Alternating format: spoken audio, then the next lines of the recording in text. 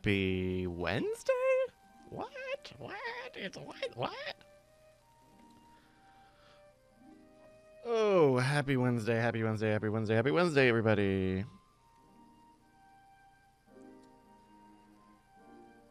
Happy Wednesday, happy Wednesday, happy Wednesday. We're doing weird things. Doing weird things in a minute. In a few minutes. In a minute. We're like 15 minutes early. Normally I would have... The chroma key thing that I was doing worked better than I expected. But we'll get the guys on here and we'll do the show in about 15. So if you're watching the archives, you can skip to probably the 15, 18 minute time talk. So just do that. Did Bruce have a good time at Snowbird? Bryce did. I had a good time at Snowbird. Snowbird was a lot of fun. It was a lot of fun. I got a little bit of a sore throat. I can't tell if it is from talking too much. I mean, maybe that's a part of it, but just a mixture of like con crud, just getting a little sick. Also a little stomach bug. I'm finally getting over, which is good because we're doing a big shoot tomorrow. Yeah, that was that. But I had an amazing time at Nerdtacular.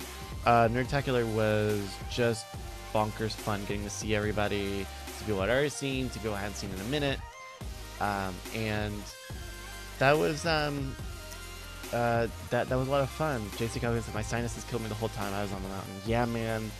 That's the thing about Nerdtacular. Like Dragon Con is kind of tough. Like it's kind of a tough navigation because Atlanta is kind of built on a hill. But with Nerdtacular, man, like there is a physical fitness element to just attending that convention that that is inescapable. We went up on most every. I think a lot of people got a chance to go up to the mountain and come down, and that was pretty good. Make the hike, go to the top and make the hike down to the little chairlift, except for Brian and Will Harris. But that's been that story's been told. But it was a lot of fun. It was a lot of fun. Night Attack was pretty good. Update. I've reached Scott. We're working on finding an audio backup so that Night Attack is the best version of audio it can be, because otherwise then we have to use shitty camera audio for about 2 minutes of it. That's a real bummer.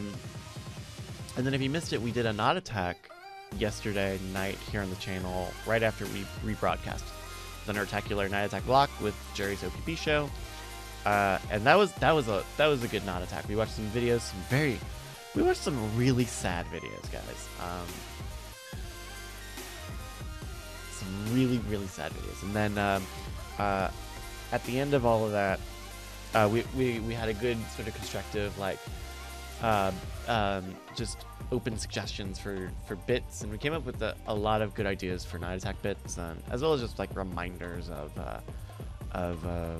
things that we haven't done in a while, including like Damn You Autocorrect, which is still a website and is still peddling those fake as fuck screenshots. The 10-second film festival, which I mentioned on the stream. I mentioned it every time it comes up. So the time between the last time we did the 10-second film festival and now, we missed all of Vine. Vine happened and then went away.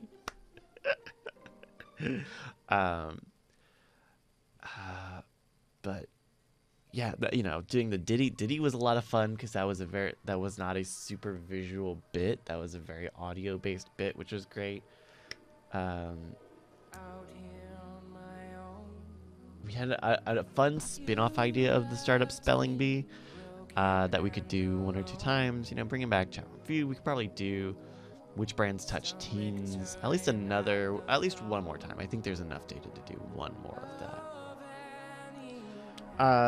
So that's a lot of fun. The video for that is up on the BBpedia Videos channel. It should be up by now. And if you're watching the YouTube archive of this, it's on this channel. But thank you everybody for coming to the late stream. This is Wednesday. It's not Monday. Normally we do this on Monday. We do the rock block. But it'll be nice to go home this afternoon and knock out weird things and spend more time playing that Crash Bandicoot game. That's a good Crash Bandicoot remake. But I'm not good. Anyway. So, okay, this is not social eating. It's not even social drinking. But I picked this up at the supermarket. Okay, I picked this up at the supermarket, and it, oh boy, that's bubbling in a weird way. Because I had heard about it, and I wasn't sure what it would be good, but I did talk about my new gaming podcast. All right, I talked about the ideas for it, and that'll be something to keep an eye out for. But I anti-social eating. So you've probably seen commercials for it. It's a big brand. Pepsi Fire. This is a cinnamon flavored cola with natural and artificial cinnamon flavor. This is my first kit. I bought a 12-pack of these, but we'll see. I don't know. Let's see.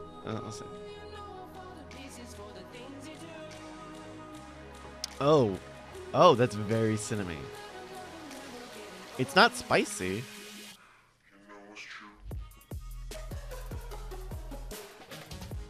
The this is great with my sore throat. Like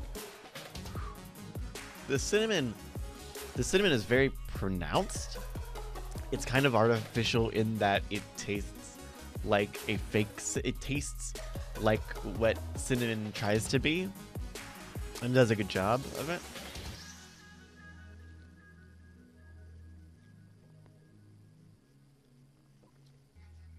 But it's not spicy. I don't know what they call it. Pepsi Fire, and like the box is like, is it too hot for you to handle? But it's not really spicy. Like I get a little aftertaste of the cinnamon, but it really isn't spicy.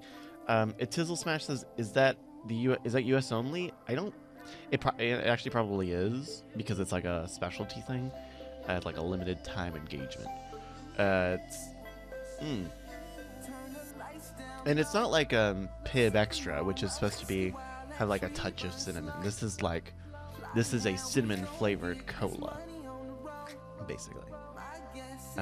Matua says, I drank a lot of Fireball whiskey and Pepsi Fire this weekend. He lives in Missouri. Yeah, you know what? That is oh gosh, yeah. It's like big. It's like that Fireball Big Red, like artificial cinnamon flavor, like a sweet cinnamon. Huh. I have now noticed it tastes warm even when it's cold. It tastes even worse on a hot day. Yeah, this is weird. I mean, I don't know anyone who loves fake cinnamon so much that they want a cinnamon soda. You know? Who fucking loves? Do you really love cinnamon this much? Are you a big redhead? Are you a big head for cinnamon right now? I don't know. It's a curious thing. Pepsi Fire. Thankfully, it doesn't taste shitty. Like it could just taste really bad. It really just tastes like a soda Big Red. Now I can't get the taste, like the connection between that and Big Red out of my mouth. How was everybody's July 4th? Everybody go see some fireworks. Go out on the lawn. I was asked out to go with all the Austin crew to go see fireworks at the park this year, which we went and did last year when it was a lot of fun. But I ended up saying no because we were rebroadcasting the stream. I mean, I could have dipped out. You know what? I probably would not have been able to. I was because I've done on the rewinds before. I've gone grocery shopping during episodes. Yes, Big Red Gum, not Big Red Soda, which is the red cola, but it's not a cinnamon cola. I was gonna go. So last year when we went to the fireworks, it was a really good time, but it was like just waiting to get out of the park in traffic. Not even traffic, just like literally people, like I guess they had an exit blocked off, and so it was just a total standstill for like an hour. at the park, and so I wouldn't have made it back in time. But it crossed my mind at least for a few minutes if I could make it out and back. Matt says it took 20 minutes to get out. I mean, I think the problem last year was that they didn't block off an exit or something, and so a ton of people had to stop and turn around. Oh man. Anyway, let's see who's online. Oh, let's see if let me hear for the boys. Let me see.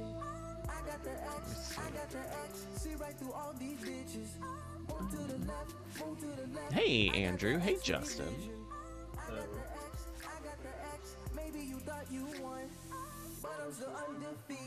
Jesse Calhoun says they've had it in other countries before, including Malaysia. Oh, that's interesting. You guys had this Pepsi Fire yet, guys? I saw it, and I'm like, what the hell is that? Like, oh, it's like cinnamon or whatever. I'm like, I'm not a Pepsi fan to begin with. So. Oh, really? Oh, yeah. I've got some of the current stuff here. We were tasting a little earlier. It tastes like the Big Red chewing gum. That very artificial cinnamon flavor. I mean, I like cinnamon, but that just does not sound. It's not spicy though. Like they keep selling it as like it's hot. It's spicy. I mean, it's just a cinnamon taste, Spicy's hard because there's such a wide variety of what people will and will not accept. You just even among people in a family, like, oh, it's too spicy. Oh, it's too no. Yeah. Do you guys have a good 4th? I had a productive 4th. Ooh, that's good.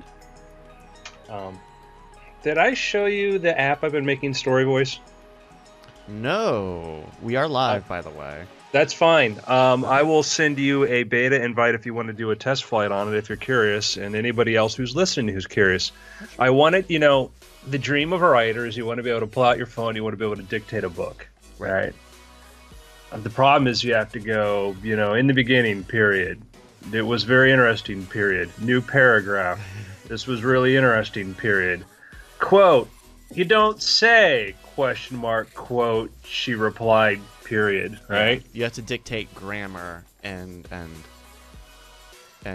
formatting. You did until I made Story Voice. Oh, shit. That's cool. Is that a fact, Bryce said. If you can see that. Oh, wow. It got the punctuation. It got the quotes right. That's amazing. Wait, what just happened? Yes, it did. Well, yes, it did, what did I Andrew just said. miss? That's super cool. Andrew's working on a dictation app. What? You don't need to do your punctuation. It does it automatically. This is the most Andrew Main moment of my life. I go through 2 years of him quietly complaining about how Siri doesn't do voice dictation appropriately. Wake up one morning to discover he's writing the app to fix it.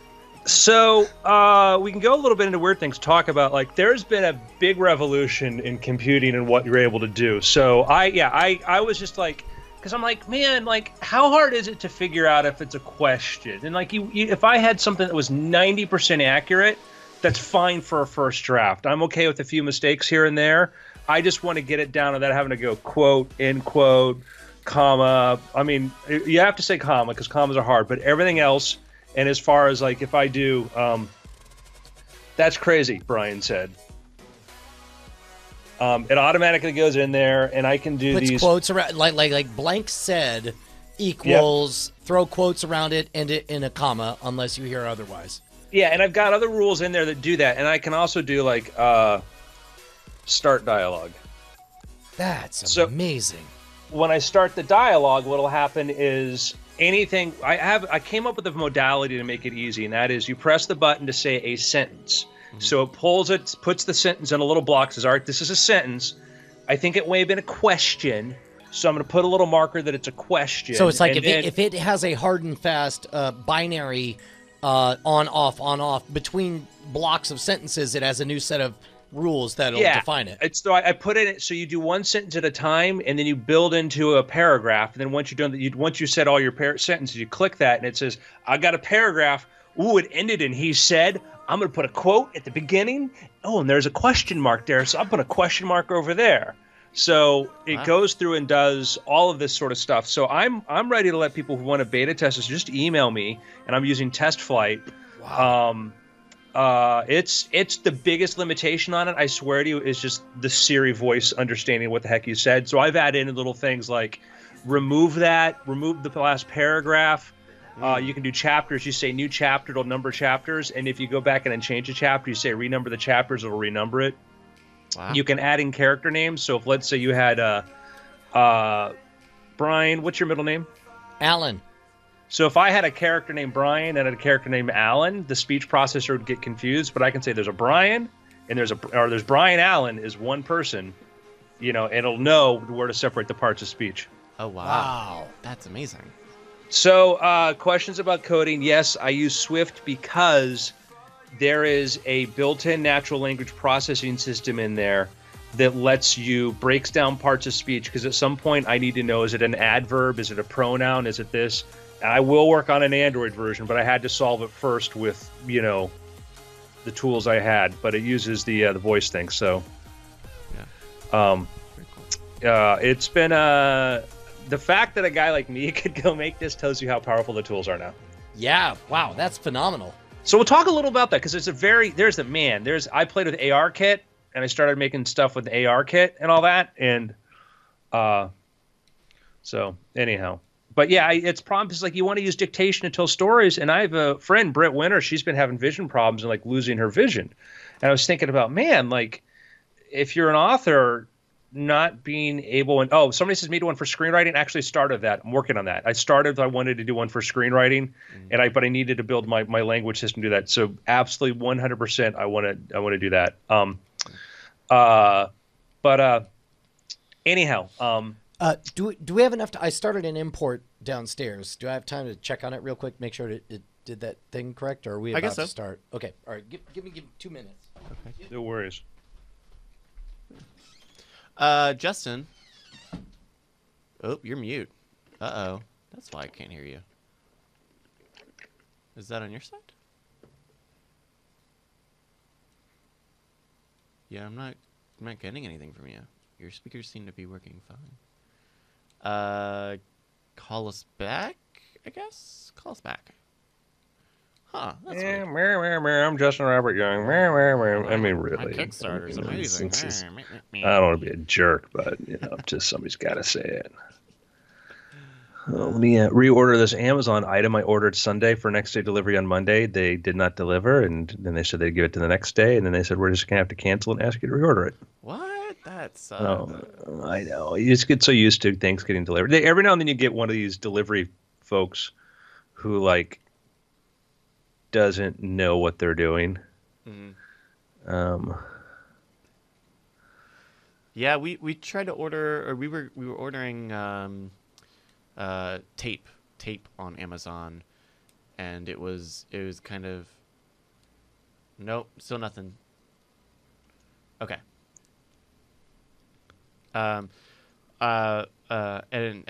it was like, it was Prime shipping, but it wasn't necessarily, it wasn't 2 days or something, because I guess because the holiday is what it ended up being. But like sometimes the Prime shipping is like, sometimes it's 2 days, some days it's when it's 2 days from when it becomes available. So yeah, well, what happened is that they've been building their own delivery system. They're on like Amazon Logistics, so that's where they shipped it out there. But the problem is like regular FedEx. I live in an apartment, so regular FedEx, UPS, they have the code. Yeah. Other people but like some of these logistics freelancers don't. They just sort of show up and they're like, nah, never mind, because they see an intercom. Yeah. And I'm like, well, they said they couldn't get hold of you. I'm like, I had 2 deliveries that day from Amazon Logistics. One guy called me on the intercom, the other guy. Oh, weird. Didn't, and it was just. That's weird. Yeah, but it's awesome. It's like, I can't get this in 18 hours. Sometimes the Amazon Logistics do a weird thing of like, I had one time they called me. Like on the phone? On the phone, and it was like, because it was in the middle of the day. Normally, you wouldn't expect anyone to be there. I live in an apartment, and so it was like, "Hey, I'm here with your delivery. Do you want me to leave it at your door?" He probably knocked, and I think I was in bed, and I didn't want to get out of bed. But he called and was like, It's like with me in the phone. It's like, I'm like, whoever you are, you'll call back. You can wait, yeah. But they were like, do you want me to leave it at the door, or I can deliver it again? Which was a cool thing because I don't think it was very expensive, but if it was something expensive, that's a good, interesting way of doing security. Trey Warren asks, is Amazon doing one day in that part of town? Yes. My part of town, we get the Amazon, I don't remember what it's called, Amazon Now? Prime Now? Can I talk about my Amazon adventure? Sure. Two things. First of all, so we put a lot of stuff on the corporate credit card, and all of it builds up these Chase reward points, right? Yeah. And you get to funnel them into so products every so or often, cash cards or something. Yeah. So usually what I do is I just cash everything out as Amazon gift cards, right? So we had $1,200 of Amazon gift cards, right? Jesus. Yeah. Oh, right. Yes. Because over the course of the year, right? So I'm like, let me buy a new laptop. So I bought a new laptop. New laptop had a G key that was missing, right? Yeah. And so I was like, okay, well, that's not great. Not fantastic. So let me send it back. Scratch and dip, man. You know. So I send it back, and I get a full refund, $1,200, and I'm like, great. And I was like, okay, let me take a few minutes to figure out what I want to spend my free fake money points on. Yeah. Woo, 3 weeks pass. I'm like, I know what it is. And you're going to get the Murphy bed? We talked about that, but that ended up not happening. Not happening because of the size. Basically, it became obvious that it was a better deal to buy that kind of item here locally. Interesting. And so finally, I figured out what it was. I bought one of the office chairs. I was like, well, let me get an office chair. And I was thinking, because whenever I have a meeting in my office, it's me and then someone sitting on a weird Barcalounger or on a stool or whatever. Yeah, or that little bench. Yes, exactly. Yeah. So it's like they should have an office chair, right? So I spent $99, and I noticed like that they have all these different colors of office chairs. Yeah. And I was like, well, hey, Bonnie. So at any rate, so I do that, and I figure out. Once it arrives, the kids instantly steal it and start that becomes the place to fight over to watch stuff in the chair. That's and great. We've been talking about taking the living room and making it like basically a collaborative workspace, like Google style, have desks and lots of plugs everywhere. and open time clocks. Open air. Yeah. Well, and HR. So, well, because if we're gonna watch content, we come up to the studio and we all huddle up together and watch it in front of one of the bigger screens here. Yeah. And so I go to spend the rest of my $1,200 or $1,100. Hold on, sorry, one second. Oh yeah, no, we can hear you now, Justin. Okay, you can hear me now. Yes, Oh yes. And so I go to spend it, and then I realized that I have spent 3 weeks not paying attention to how my family spends money on Amazon, and there was definitely $118 left of my free money Jamboree credit, and I was like, where did the other? That's wow. well, I mean, How much? How much did they eat Like through? $900? Is that? Yeah, but that's not. I mean, for a month and change for a family of 5, that is quickly standardizing on Amazon to just deliver all of our stuff. That's not insane. But I was sad because That's a great rationalization. Great. That was 5 stars. there's a tight window by which you can pretend that this is fake money that you're willing to, that you could spend on toys. Right. And then very quickly the reality is, no, it's real money. Also, thank goodness you have this real money because your family apparently consumes this much shit. So even though that money is still like net on the books. Yeah, but then all of a sudden, like for example, the moment I return that laptop, I could buy another laptop, and I would think, oh, it's all the same, it's in the wash or whatever. Yeah. But now we're far enough now, and everything got depleted enough that I'm like, well, I don't want to run out and just buy a $1,200 laptop. That's insane. Why would I do that? Sure, right? Sure. So, anyway. Yeah. My kids, the gerbils have food. The guinea pig has food. That's My good. children has food. Thank you, Sapphire reward points for for Thank you, Stephen Chase and Jeff Bezos. very unexciting. I'm not a fan. Not a fan. How much of that money was spent on Callie pushing dash buttons? Okay, so I got a couple of those dash buttons because at some point it's like, hey, they'll give you the credit if you buy something from it anyway. So Yeah. whatever. So I got one for Doritos. You can get like a box of single vending machine bag Doritos, which is great because I eat a lot of sandwiches. I And bet all the states that have legal marijuana see a significant uptick on the number of clicks. so when you buy it, when you set it up, you have to say, hey, this is the product listing that I want. And so I get it, and it's a big box, and it comes in, and it's great, and I'm enjoying my nacho cheese Doritos for a while. And then it runs out, and I'm like, cool, I can press the button. And I go to press the button, and I get a thing on my phone. Oh, that item's not available anymore. Pick a new item for your dash button. So it's like, if I have to hit the button, You're like, am if I have gonna to have pick to it eat every time. MF and Ruffles? Are you gonna shove Ruffles in my face? Well, I did get Cooler Ranch. Now I'm on a Cooler Ranch. Okay, kick. all right. I'm gonna keep. Yeah, I was going to say, Bryce, that you started off with a very faulty presumption there. the idea that anybody wouldn't love just any of the Yum products. Well, that you would choose the regular ones over Cool Ranch. Cool Ranch is where it's at. Oh, no way. No way. Cool Ranch is garbage. Cool Ranch. My name's Brian. I don't know what I'm talking about. They're both really good. They're both really good. Oh, did I show you this? Did I show you the Skittles thing? No Skittles thing. So I know you love Skittles.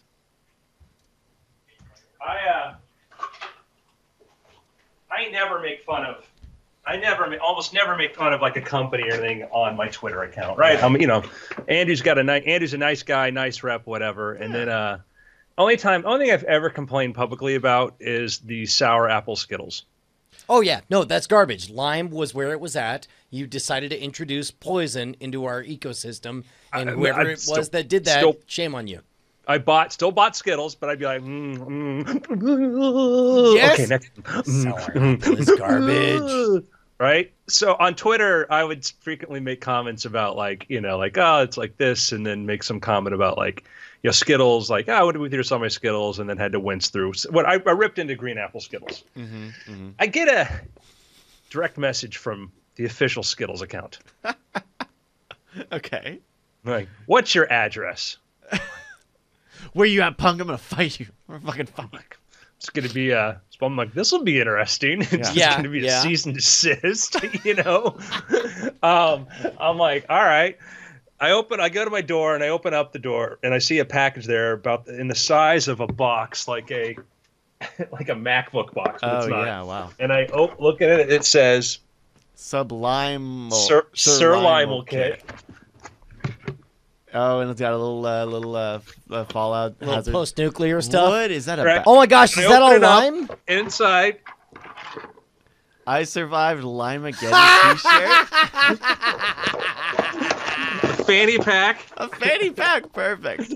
glow stick, big inflatable, Oh yeah. and there was no more a bag of Skittles with lime, baby. No kidding. Oh, Lime is back. that's Okay, amazing. can we, as long as If this we're is sharing- this is free promotional hour, apparently, And that was given to you by the Skittles company. You did not pay for it. Right. Blah, blah, blah, blah, blah. Oh, I did not. I got an email, or just a random package that contained A Maserati. this box. Oh, that's good. It looks like maybe a little particle board, like a little. It's a good. It That's feels good like a light balsa Oh, wood, okay, I right? can see that. I can see that. And it turns out that Dollar Shave Club wanted to promote their small travel size editions that are available.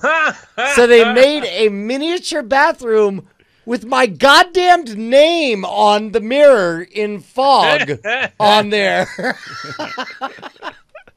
And the letter very clearly said, hey, make sure to tell everyone that we gave that to you for free. Let's keep it legal and kosher. But also, isn't it fun to be a creator? Yeah. Here's I like that. Be sure to tell people we gave it to you because we might be assuming you bought it. Yes. Real quick. Well, that's been a problem because you do have the people who, I don't necessarily agree with the law that says you have to do disclosure, because disclosure means all sorts of things, but there is a law about disclosure, and you see a lot of Instagram celebrities, people like that. It'll be interesting to see if there's a crackdown on that. That's a really good point. And dollarshaveclub.com/rogue is where you should go for your sign up, where I believe it's only $1 for the first month, and after that, just a few dollars more. There you go. I'm going to officially say everything I say is probably a commercial endorsement of some kind. Yes. RTs are not endorsements. Just wear the FTC declaration Yeah. on like necklace. Man, I'm really excited. Not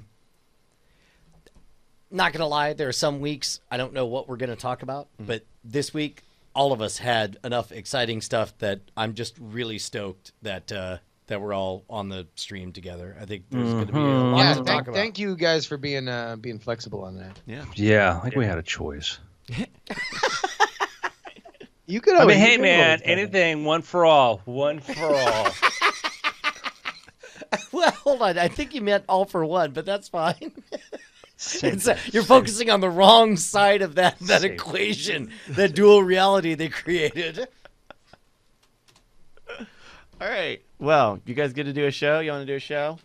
Yeah, let's do it. You good, Andrew? You good, Brian? Yep. All right. Then take it away in 3, 2. Welcome to the Weird Things Podcast. I'm Andrew Main, joined by Brian Brushwood, Hello, you beautiful people. So much to discuss today. Justin Robert Young. Yeah, what's up, world? Gentlemen, I'll tell you what's up. You know what's up? What's up?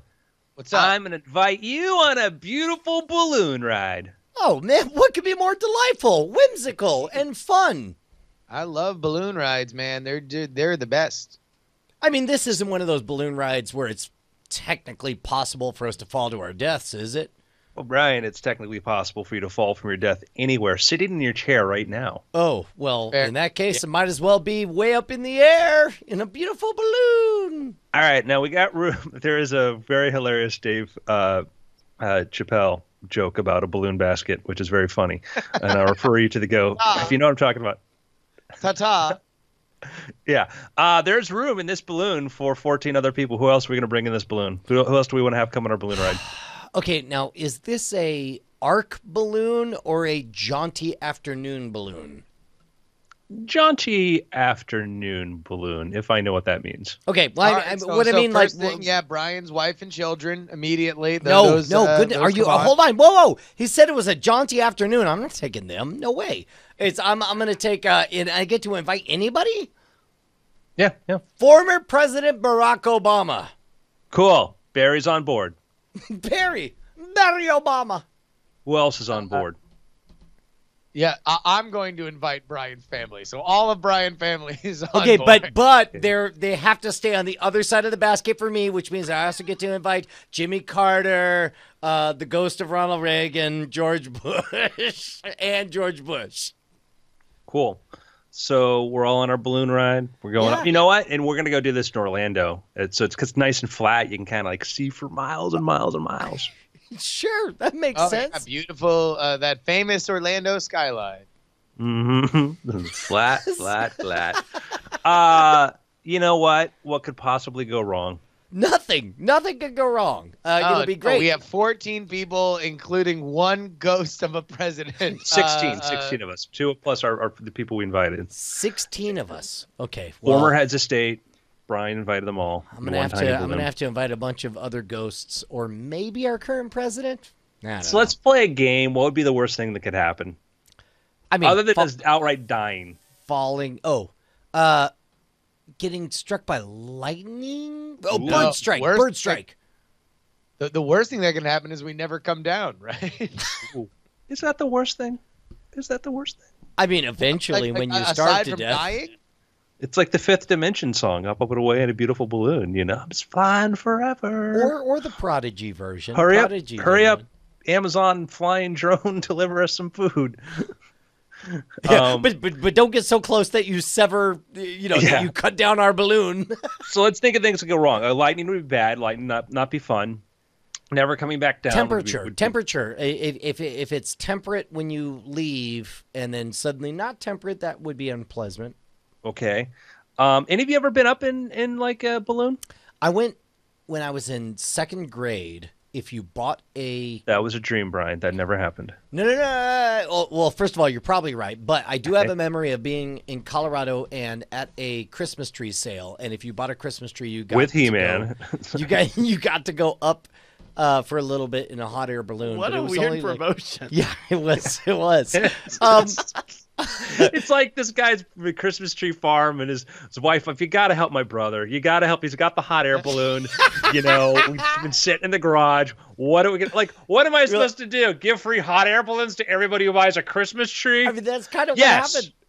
I mean, to be honest, that's fairly efficient because it wouldn't cost much to go up 100 yards in a balloon and then come down. I mean, what is that? 30 cents of fuel that you got to fire? Whatever. We'll put out a spreadsheet on it. So let's see. I went up there.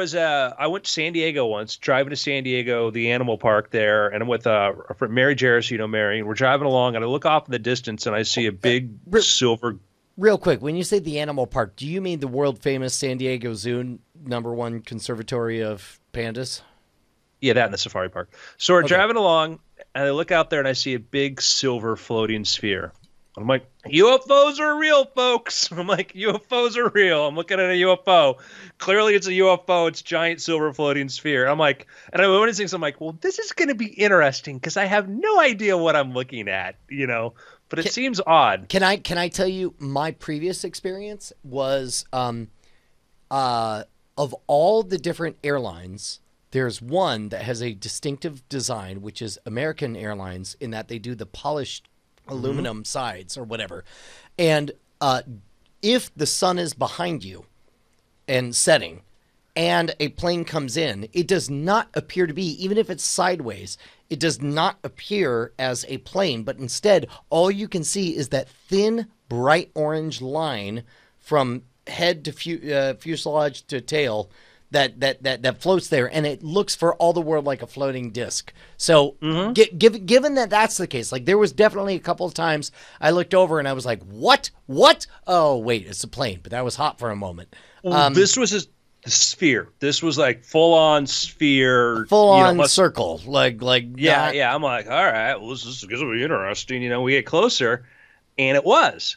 What it was and what they have there is they have a helium balloon. That they do these in some attractions now. It's a helium balloon that's cabled to the ground. You get into this gondola that's underneath it, this round part, and they raise you up, in this case, like several hundred feet up above the animal park. Brian smirking. I don't know why. Sorry, I'm smirking because off screen, I just watched. Every time I watch. Normally, Brent is very subtle about. Sorry, Bryce. Normally, Bryce is very subtle. Who's the bee? Normally, Bryce is very subtle about his adjustments, but instead he set up the 3 shots, so all 3 of us are on camera, and I see him stand up with a selfie stick, which he extends, and then I watch the selfie stick go across the room to adjust the position of the camera that's on me, and I'm just watching an earthquake happen on my side of like the the camera. Homer Simpson moo-moo. Remember that? I'll wash myself with a rag on a stick. Selfie stick. So what it is, they actually have these in attractions out there. They're helium balloons. There's closed helium balloons. The gondolas underneath, they're cabled there. You get in, you ride up, and you go back down. It's very cool. This was not that. This is a hot air balloon over Orlando, right? So you're in a hot air balloon. Brian invited everybody. And Also, for the record, like Florida is I think it's safe to say hands down the most consistently meteorologically turbulent area of the entire United States. I don't know. I don't know. I mean, I know because I know that you have places, let's say, going over the Rockies and stuff. I would say that like weather certainly changes. Like there was some kind of statistical thing to Tampa, the west coast of Florida, having more lightning strikes, which is why the hockey team is named. Oh yeah, we have more lightning. Like that's crazy. So now we're up in a balloon, and all of a sudden, Brian had decided to maybe test out his drone. We don't know. Or maybe I was huffing nitrous oxide in the corner just by myself. and then pop the cylinder. All of a sudden, we got a balloon leak. Our balloon is starting to crash. It Oh, doesn't no. seem. Oh no! It's a slow crash. By the way, I was a witness to when one of the Goodyear blimps crashed. What? Oh yeah, I didn't tell you this. This is several years ago. I'm driving along, it's in Florida. I'm driving along, I look up in the sky and I see this Goodyear blimp going like in this sort of weird spiraling motion down towards the ground. I'm like, that does not look good. And I see this, but it was a slow crash.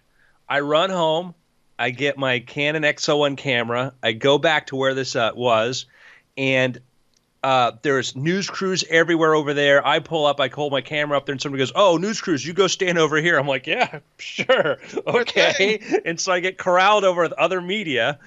You know, I just showed up there like, "All right, we're gonna take you in now." I'm like, "Okay." They take us in, and it was into this public storage facility. And the pilot had found a spot to bring it down, brought it into this public storage facility, and there was this huge, just deflated Goodyear blimp just laying over all the buildings and stuff. God.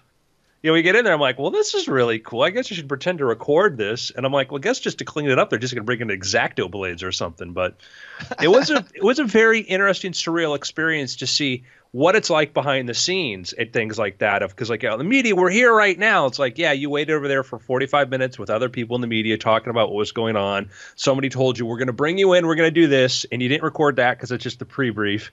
You know, news is kind of fake. But anyhow, here we're in our own balloon and we're about to crash. What's the worst that could happen? What's the worst that could happen on this balloon trip? Or is it going to be fine? I mean, okay, when you say crash, how dire does the situation seem? And it's a slow thing, but we're kind of going. But like, are we worried about breaking our bones when we collide with the ground? I don't think we're worried about breaking bones. Fortunately, the pilot's going to bring it towards a pond. Oh, and that seems safe, right? We can all swim here, except for Yeah. the ghost of Ronald Reagan. Yeah. So it turned out everything was fine. There was one little caveat. One little thing. Florida. Oh my God! Wait, if we're in a pond. are joking. So let me where- describe this to you. Okay, A hot air balloon made this is from the Fox 35. A hot air balloon made a water landing in a retention pond near Walt Disney World on Monday. Be like, yay, Disney! What if we crashed inside of there? The pilot was attempting to land in a nearby field, but never made it. A writer, Sebastian Westby, said there were 16 people on board, including Barack Obama. In addition, the pilot, that's not true, went down around 8 a.m. It touched the water, and he was like, just stand up. It's going to be fine. At first, it was smiles and laughter, but a short while later, there were screams as the passengers began to panic. The balloon tilted, the basket tilted, people got underneath the plastic, and that's when it got serious. Fortunately, everybody got out of the water, and there were injuries, however, one child was transported. And that's when they looked back, and they realized this was a alligator-infested pond. Oh, I knew it! Oh I my knew it! God. Okay, well, first of all, the alligator thing. This is not going to be interesting to anyone but Florida. But, like, what are the odds, Justin, that given any body of water you look at, there's an alligator within 100 meters? In the right areas of Florida, those that are effectively repurposed marshland, like you're gonna get some gators, man. Like it just it was their land before it was ours.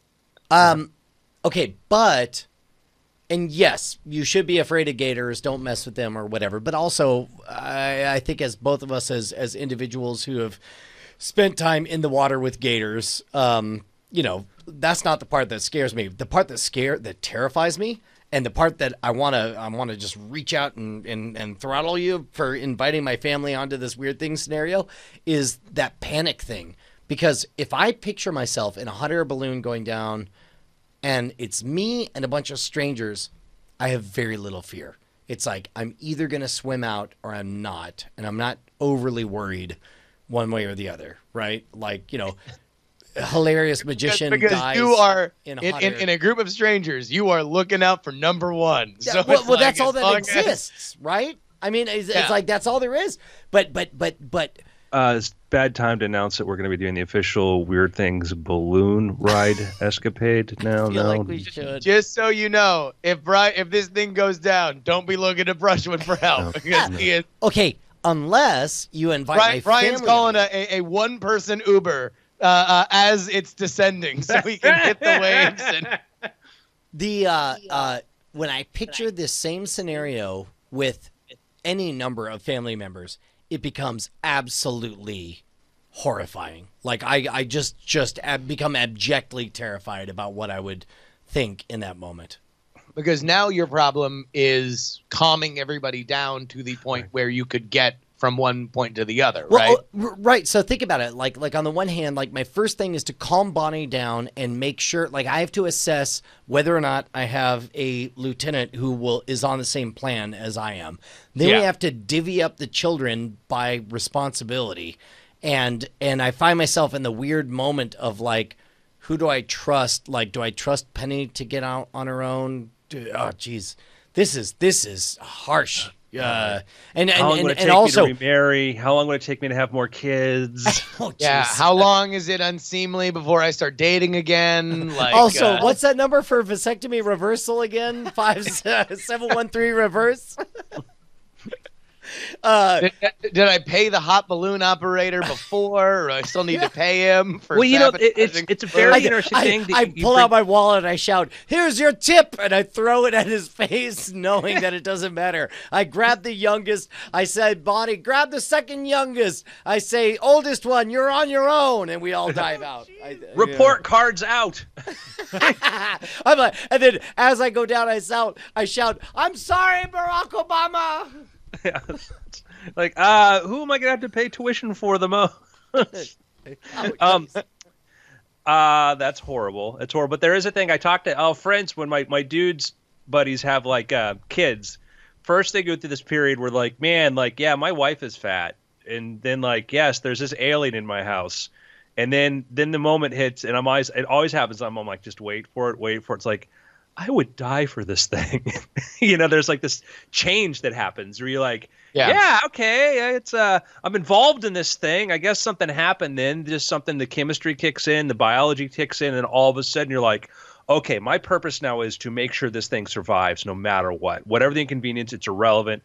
My job is to make sure this thing continues. It is really, really amazing because I got a few friends back home in Florida, and one of them is quite possibly, I think, the most selfish person that I have ever met in my entire life, and that is saying. I'm flattered that you know me and it's not me.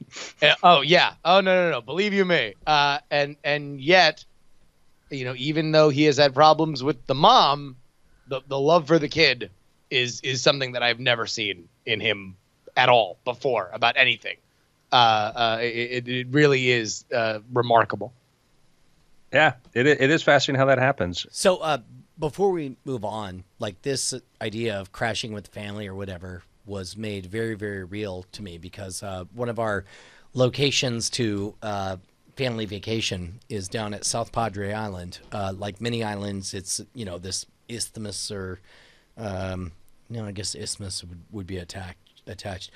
It's a long, skinny island right off the coast of the very bottom of Texas, and you have to drive this giant bridge over.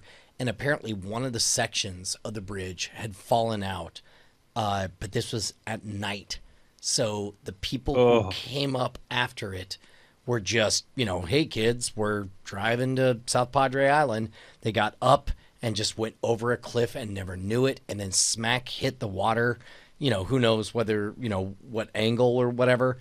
And at that moment, it's got, you know, it's just nothing but blackness and 60-degree water coming in all around. So, I mean, it's like, that was a weird moment to drive over that bridge shortly after they had made those repairs. That's just, yeah, it's scary. That's the things you just don't see.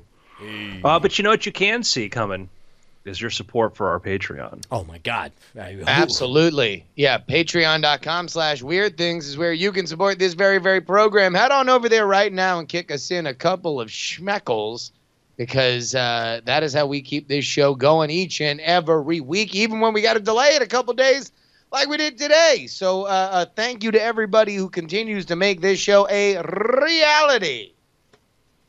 Yeah. Much appreciated. But real quick, Alex Cuttadine in the chat says, Jesus, does Brian just sit around thinking about ways his family might perish? Yes, it's called being a responsible patriarch. This is what it means to captain a vessel, is you're constantly thinking about what might imperil the vessel. You know, and this show became a way to exploit that in many ways with these scenarios. I was going to say that also we started mining it for cash. So so that's our thing. So a little bit of show and tell. Before the show, I was showing you guys an app that I made that what it was is what I wanted to do, and I'm going to give the backstory is I wanted to come up with an easier way to do voice dictation because the problem of trying to do computer voice dictation is you have to spell out your punctuation, which if you have this dream as a writer, like, I'd love to just be able to talk to my computer and tell a story. And it's not like that because you have to spell out your punctuation, new paragraph, you have to do quotes and all that. You will spend, I've looked at it like you spend, probably 30% or 40% of the syllables you uttered, ends up being spelling, or excuse me, rather ends up being punctuation. And I thought, could there be a way to improve upon that using some very simple rules? So I started off, I built a little app on my computer that went through and I took books like passages from John Grisham books, J.K. Rowling, etc. And I looked in books, in book text is different than regular speech, but I looked for examples to figure out what were the most common placements for paragraphs or for punctuation, for questions, things like this. And I tried to come up with some very simple rules to do this. And I found some really cool things built into the OS system, the Apple OS system based on like this natural language processing, which were ways to tell me what was nouns and pronouns, etc. Found some simple rules that could do. And so then I built an app, and the app is called Story Voice. And what it does is it allows you to actually just say a sentence. It tries to guess if it's a question or a statement, and it does the appropriate punctuation. And then if you said like he said, it puts in, I'll give you an example here. Let's do a new one. All right. So I'll say, why did you do this? Asked Brian. Now that, let me pull that back here. We can wait a minute. As it is listed on the phone, it says, quote, why did you do this? ? Asked Brian. That's amazing. So you can go back and forth and do dialogue. You can do open dialogue and go back and forth. I can have a conversation. I can either have so-and-so says this. So I put in all sorts of attributions, said, reply, did this. It can figure out if it starts at the beginning or the end. And then also if you're doing dialogue where it's multiple sentences, this is very interesting, but stupid. Why did you waste your time doing this? Asked Justin. Okay. It went ask instead of asked. That's not me. That's the voice recognition. But I'll be damned if it doesn't say as it comes into focus. Yeah, quote, this is very why did you do but this? Stupid. Why did you waste your time doing this? ? Asked Justin. That's amazing because again, it does not know that this is a quote until you get to the end, and yet what it spits out is something that you would normally have to do. Quote, why did you ask this? Period, space, So I put some shortcuts in there too, where you can just say dialogue on, and then you don't have to keep attributing it back and forth.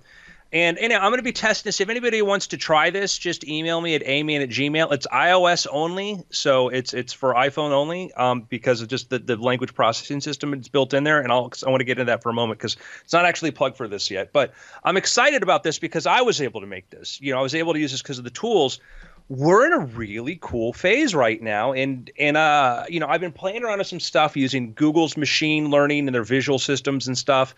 And I played with the ARKit, which we talked about in a previous episode. I actually got ARKit up and running, and very, very cool. Use the demos where you're looking into your phone and you see the objects floating in space. And then I tried it with the Unity, etc. And then I started digging around in some other things that's inside of what they're putting. And again, what's coming out on iOS, there's going to be Android versions and all this. So I don't want it to make it be like I'm just Apple fanboy here. This is where the technology is going. So I was able, using few lines of code, I was able to go in there and grab a natural language processing system that could break things down into nouns, pronouns, etc. And then build the system out there. It was I had to create my own rules and stuff, etc. But I could actually use the machine to tell me what those words were. There's also a new thing they've added to iOS, which is a service like there are versions of this elsewhere out there, but now it's natively built into it, and it's machine learning. And what machine learning is, that's basically how you tell things apart. It's how it knows, let's say, who recognizes your face versus your friends' faces in your photo albums. You can do really cool things with machine learning, such as you could build apps that could recognize your cat and not somebody else. That's not the most practical thing in the world. You could do all sorts of really cool things there, where you can use machine learning to give it large groups of data, and it will use artificial intelligence to figure out what one thing is and what something else is. It is very, very fascinating. All these tools are available now. They're exposed to the programmer level. So I could go in there and I made a tool that went in there and used, basic machine learning to figure out what parts of speech were, et cetera. And so we're going to see a lot of cool stuff. Well, I mean, the one that blew me away over the weekend was, did you guys see the portal to another dimension demo? Oh, yeah, the AR thing, yeah. You know what? I did not actually see the demo, so we could watch it right now. But it's like I saw the conceit of it was similar to not unlike a certain Dark Tower movie about to come out. The idea of doors into another reality. Wow, that's fantastic. But So it's one of those things that, this was the first time that I kind of really thought of ARKit kind of like magic, in the way that you think of a magic trick, where the principles are all there. It's just the people that think through the curve and realize, oh no, you can do this with this. And this was one of those first times where I just looked at a demo and I'm like, oh wow, like there is just so much here, and you can tell that this AR thing is kind of catching on. Tell people what you're seeing to our audio listeners. So effectively, there is a door in the middle of an alley, right? And by the way, everything is just as seen by the camera. It appears to be a real life human street up and down the way. Yeah, and yet inside is this obviously animated jungle world that once he steps through this passageway, now all of a sudden it is the door showing reality on the other side of it, and the animated world that he is walking through, and then he walks right back out. I'm assuming it's a he because I'm misogynist. I mean, 10 years? 10 years, this will be the experience inside our eyes, right? Within 10 years, I think there'll be some kind of version of the Vive that you could pretty much wear out in public. Maybe, but you'll have hollowed out, goggle eyes. But I think what's interesting is just seeing what we're gonna get in 10 weeks, like what we're gonna get in 10 months, with just this stuff in our hands, because what is happening now just with the devs. I mean, I can't remember the last time that something at this phase of development was kind of surface level visually exciting. Here's my prediction. This is running like I did the demos, like I did that thing you saw. Like I have set up on my iPad. I don't know what demo I have right now here. I've got about like 4 different things here, like doing some like AR tests and stuff. You can run this on stuff that's been around for, so like I was just playing around with just doing wanted to take it outside. We're looking at Andrew holding up a window into an outdoor universe right in front of his face. So anyhow, it's like that. Those tools are there. My prediction is Apple put in ARKit. They put this in there, and they, again, remember, it works with existing hardware, which means they've been working on this for a while, because they're going to come up with, and this is the rumor is Apple's going to come out with their AR glasses. That's the goal, and it's clearly because you look at this, you say I want this in front of my face. I don't think we're talking several years. I think we're talking within 12 months we're going to see a product, because they put this out there for developers to develop the apps for this. This system will work with, if you had this, if you could right now I could just put this phone into, I could put that onto my phone and I put that into a Google Cardboard and let the camera open. Sure. And I could use, I would have real-time tracking, just like you do with, like, you know, the Lighthouse you do for Vive. I don't know what the delays are or whatever, but there's data. The tracking seems spot on when I just hold it up and look close. But the point is you could take an existing iPhone, put it into, you know, a 3D viewer and have that experience right now. By the way, which tells this was foretold, as so many other wonderful things in Neil Stephenson's amazing book, Snow Crash, specifically the cultural nuance of being the jerk who is constantly plugged in to the metaverse instead of being present with other people. They call them gargoyles. So it's like if you saw somebody who had their eyes obstructed with some kind of gizmo or whatever, you just assumed, freaking gargoyles, these guys. And yet even in that construct, as it will most certainly be in real life, being a gargoyle is about the most punk rock thing you can do. You're saying to the physical world around you, I don't give two craps about who you are or what you look like or what you're doing. I am more interested in what's important to me. And I gotta tell you, man, I'm with you on this. I think the timeline's going to be a lot shorter than anybody dares think.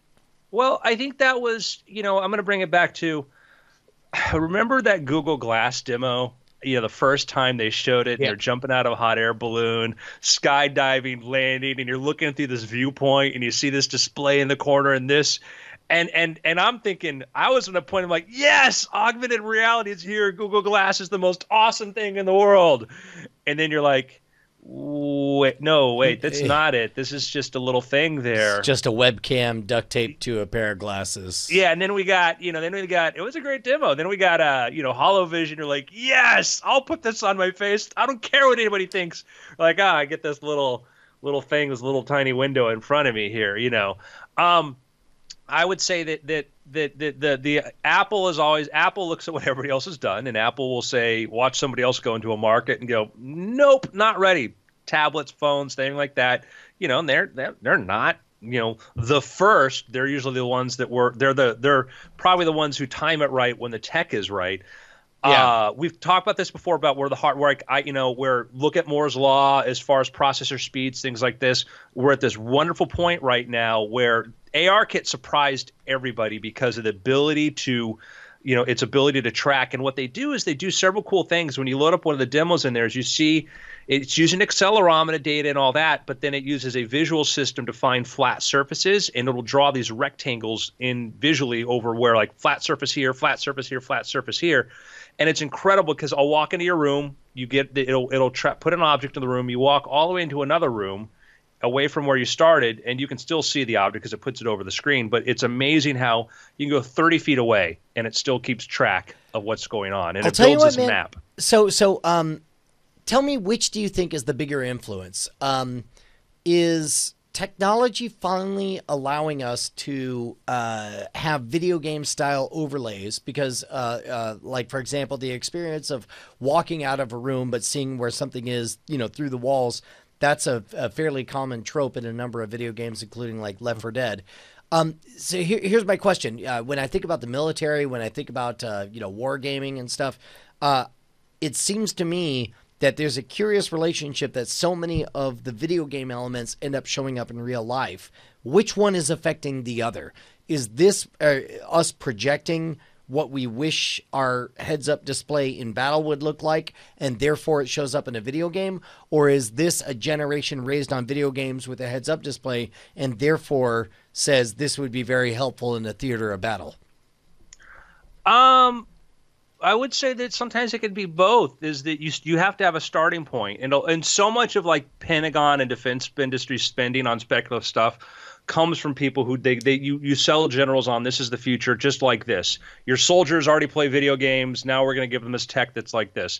And then you start with these modalities, and then maybe the modality works and we're fine with it, or the modality changes over time and you say we need something different.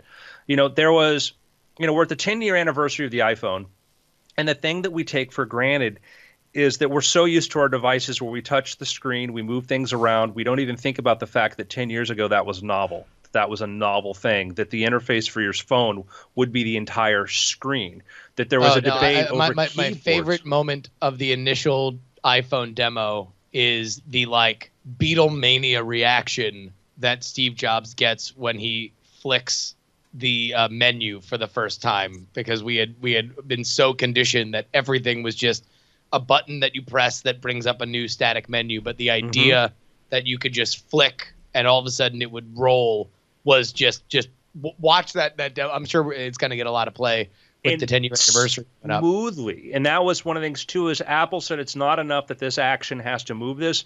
It has to feel real time. The refresh rate has to be fast. And that was the problem early Android had. There was this layer there, whatever, and so there was a catch-up things, and now they're great, but there was a catch-up period where other devices, because Apple said, we need to put this at the core level, at the very, very deep down, so when you touch something and move it, it moves with your finger. And that's a thing that many people are like, what's a millisecond delay? Now we notice the big difference. It's an amazing sort of point. But as far as, I think we're going to see, within a year, maybe sooner, I think we're going to see hardware. We're going to see some sort of either augmented reality glasses, whether or not it'll be standalone or something that works with your phone. I'm not sure, but the hardware is there. And this works. This is ARKit's backwards compatible to like iPhone 6 or whatever. So it's cool because it also means that there was Google had their project for room sensing, but it was separate standalone hardware, which means, now that we've said, you can do it all on a phone, we're going to, if an iPhone 6 can do this, I'm sure that shipping versions of Android phones should be able to do this too with their own software development. So, yeah. Well, and that's why I think your prediction is prescient, Andrew, that if they're looking at generations old hardware, then how small in a dedicated product, how small can they make that chipset and all the hardware that needs to go around it to create something like that would be in a heads-up display? And you'd assume, if it's in phones, then yeah, you can realistically make something that really has that sing. I think what is amazing is beyond that Google Glass demo where he jumped out of the plane. Really what we might have and in greater and more fantastic results is that first Google Glass demo that they released with the single day in New York where some unbearable hipster is communicating with people and taking pictures and has a little Google Hangout thing open up where like something like this. Now, I mean, that was a vision, 5 years ago now, 6 years ago? Yeah, it feels ancient. But it's it's funny because you look at the demo too, and the demo is a lie because they show this in the middle of your field of vision. They show you this sort of, like, oh, I'm looking at this in front of me kind of thing. Yeah, and so this was absolute science fiction compared to what was actually released, right? Yeah. And yet this, I think now, especially with that ARKit stuff, I mean, you can say you can make this a lot more visually interesting. And your abilities here are just are awesome. Yeah, it's wow, what a fraudulent demo. I haven't seen this in a while. This was so fraudulent. Well, I mean, what's funny is, yes, it was fraudulent for the product that was delivered in a generation first, situation, but it's not, to be honest, it's a bit like reading Snow Crash. Everything in Snow Crash was already physically possible. It was just a matter of resources and, But he was selling us a book. He wasn't selling us a product, and they sold these things. No, well, that's true. That's true. They were presenting this as though this was your experience wearing the device. But in time, Google services have themselves met up with this demo. You're seeing them do more interior mapping, sharing location data, a better hyper local data. In fact, my that user interface is my not Google right. app just hit me up over the weekend saying, "Hey, can I pretty please download 20 megabytes of local data? I've been watching where you hang out, oh, wow. and it'd be better if I didn't constantly have to download it from the internet. So let me just give it to you." And I'm like, "Yeah, of course, let's go." But I mean, just even the fact that it's in color, when the actual Google Glass product was in black and white, it was, in this tiny little perma gray box in your field of vision that then would come alive periodically. But anyway, no, I think that I would not doubt if we get something from Apple that can actually deliver on what that demo is in an even more visually interesting kind of way. All right, gentlemen, we have a choice here. We can go to the future. We can go to the past. Past. For a past. Story. Past. To the past. So the story you declined was actually Skeptic Magazine. There's the head article is a criticism of the idea that we're all in a simulation. Future. Let's go to the future. Let's talk about whether or not we're in a simulation. I don't want to. It's a guy by the name of Kassan who I highly recommend. If you go to Skeptic Magazine, go to online, you can read it. Read it if you want, then read the criticisms of it. It was one of these things where you know this is you're like I'm like it's like we're not the premise is we're not living in a simulation. It's like all right, let's read this. And he starts off with a description of like here's the argument that we're living in a simulation that he does a poor job of representing the other side. That's one of the many problems. It's this, that like, Earth has life and there may be other planets like Earth. And then if there's other planets like Earth, maybe they'll have life that can develop computers and blah, blah, blah. It's like, well, we don't need to have Earth-like planets to have life. We don't need to have computers. And also the idea is that, it kind of like if you in a universe that's going to last 1 trillion years, are you saying that nobody else will ever come up and have computers? Like I'm bearish on the idea that there's other intelligent life out there, within our galaxy. I'm not so inclined to think that that's maybe likely to be true. I don't know that it's true. But if you ask me in the trillion-year history of our universe, the future history of the universe, are we never going to have intelligent life on par or greater than us? I'm not going to take that bet, So that whole first part of his argument is sort of based on like it's if you're assuming we're in the we're in the simulation, we don't know when it started. So it starts off with a sort of very narrow definition of this sort of thing to make it look kind of unlikely, and then he gets into this says that since there's no go ahead. Oh, I was going to say real quick just for those new listeners. We're speaking about one of the theories that was not postulated by but popularized by. Elon Musk, the idea that and of course this is a super old theory. Descartes had it, and he thought it was we're just a brain in a vat. The idea that which is more likely that we're actually in the only real universe that there is, or that we're in one of millions of simulations of universes. Mm-hmm.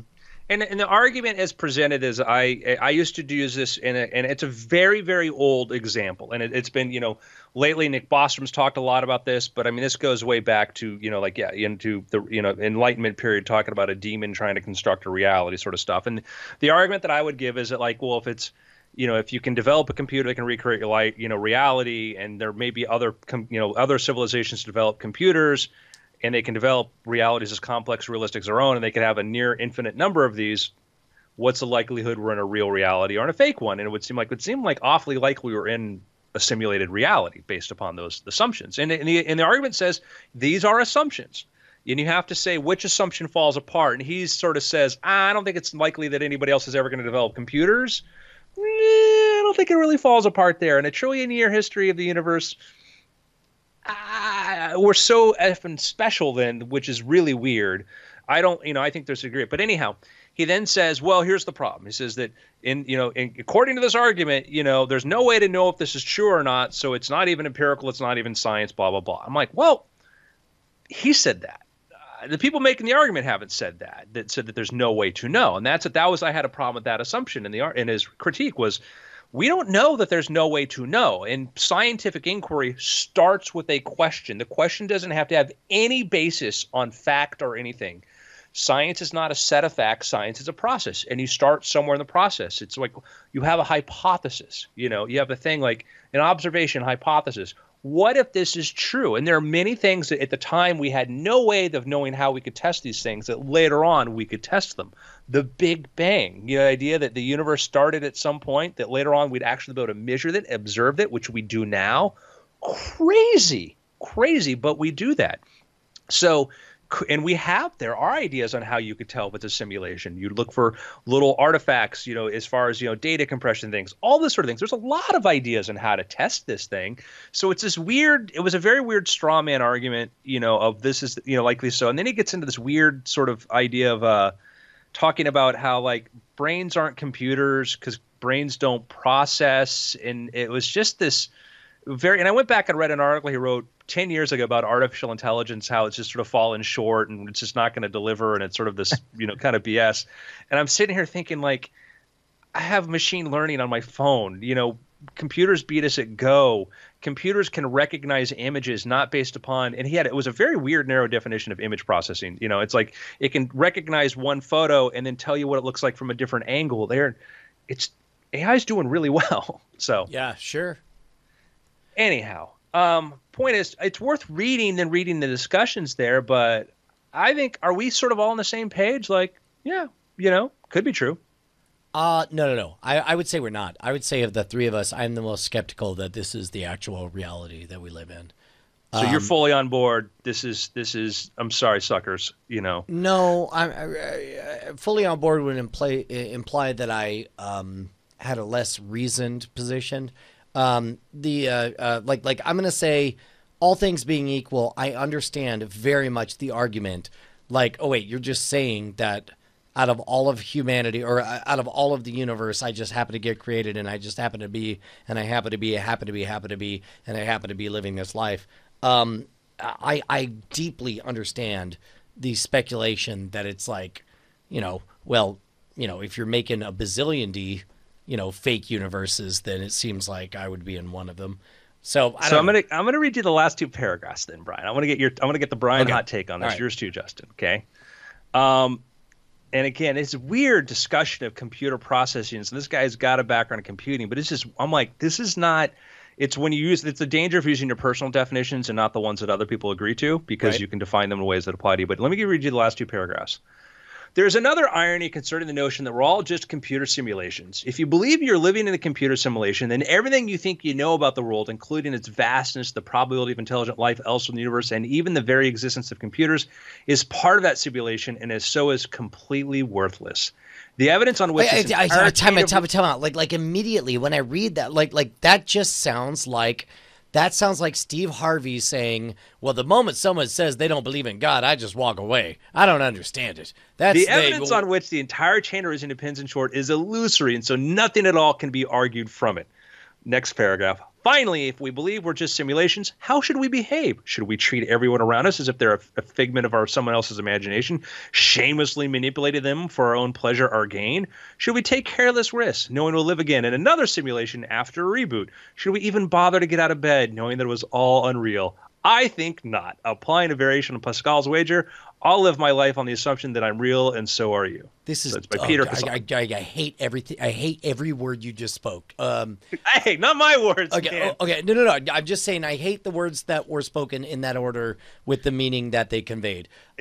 Brian, 100% on board with you. 100% on board with you.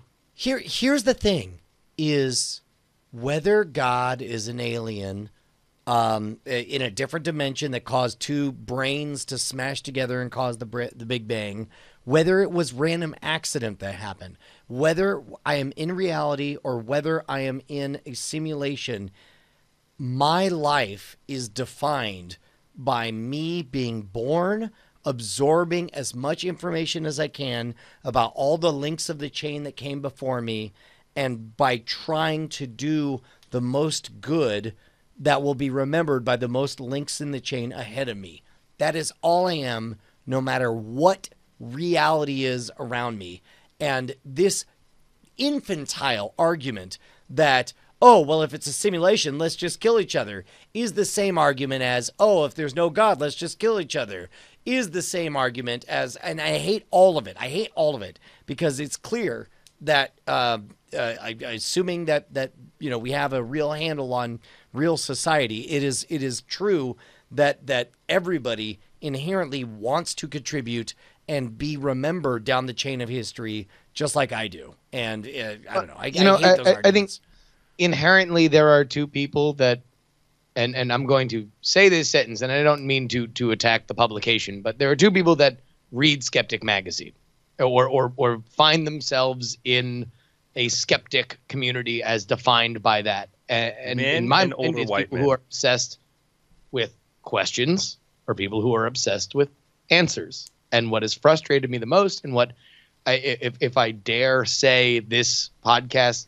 tries to be important, it is because we all believe more in the questions than the answers. We all find far more fascinating the questions and the answers, and only try to suss out certain things to ask better questions, as opposed to planting our flag in where we believe by way of science the answer is. All right, nothing more to see here, and that's what I loathe about that kind of argument. And when we're not looking at it as saying, hey, look, here's this fascinating idea, and obviously it has such a relevance in our popular culture, it has such a relevance in kind of our philosophy, so let's explore it and explore where people come from, and by that honor everybody's thoughts coming to it, and kind of leave it open-ended, as opposed to just saying,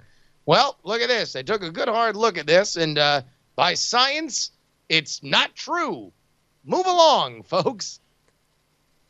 It's frustrating because I when I find myself in discussions, I try to clarify, like, okay, if it's a religious discussion, I'm like, well, if it's a religious discussion, and by definition meaning the evidence of that is faith-based and not evidence-based, then I don't have anything to contribute to that. I can say that if you believe that, your reality is any evidence or whatever is contrary to that, then that's fine. I can't tell you that you are wrong, because you're right to believe whatever you choose. If you say that, no, there's evidence that supports this, then we can talk about the evidence. In a case like this, if he tries to short circuit the entire argument, like, hey, there's no way to support this evidence, so it's not worth discussing. Well, worth is a subjective personal value. It may be not worth for you, and it might be there could be, some larger ramifications of that. There could be things that can be inferred from stuff. So it's my problem when people try to short circuit it, like, yeah, no, sorry, because it's like, I don't know that you can't test it or whatever, and maybe you can't, but is it helpful to say, hey, here is a logical possibility. What does that mean? What does it mean if there is this thing? And so there are a lot of interesting assumptions that can be made from there. So, I think your assessment, Justin, it's either people want questions or they want answers. And people who are I remember when you're a kid in your school and they talk about like scientific laws, and laws were very confusing because you'd ask, like, when does something else become a law? And as you're a kid, you want certainty. You want answers. You want to know that this is a fact and this is not going to change. Then all of a sudden an atom would show up, like an animated neutron, and he's just like, I'm just an idea, a little idea, but I'm hoping to become a law. And it takes a long way to sort of get to the point where you understand, and many people who are very, very pro-science do not understand this, is that you never real science, you never get 100% certainty. You get likelihood. This is more likely than something else to be true. Law of gravity, Einstein, all this stuff, man, I would be shocked if any of that ever got overturned. Absolutely shocked. But we can't say that it could never get overturned, because that's not a scientific premise. Sure. That's not and that's when I hear people say things, well, this is a fact, you can't argue it, whatever, and they're talking, it's like, you just stepped away from it. When I hear science, like, you stepped out of science into religion right there. And you could be right. You could be right, but that ain't science. To be more generous, let's say you move from physics to metaphysics, right? You moved into postulates that can never be proved one way or the other, which is a fine philosophy, right?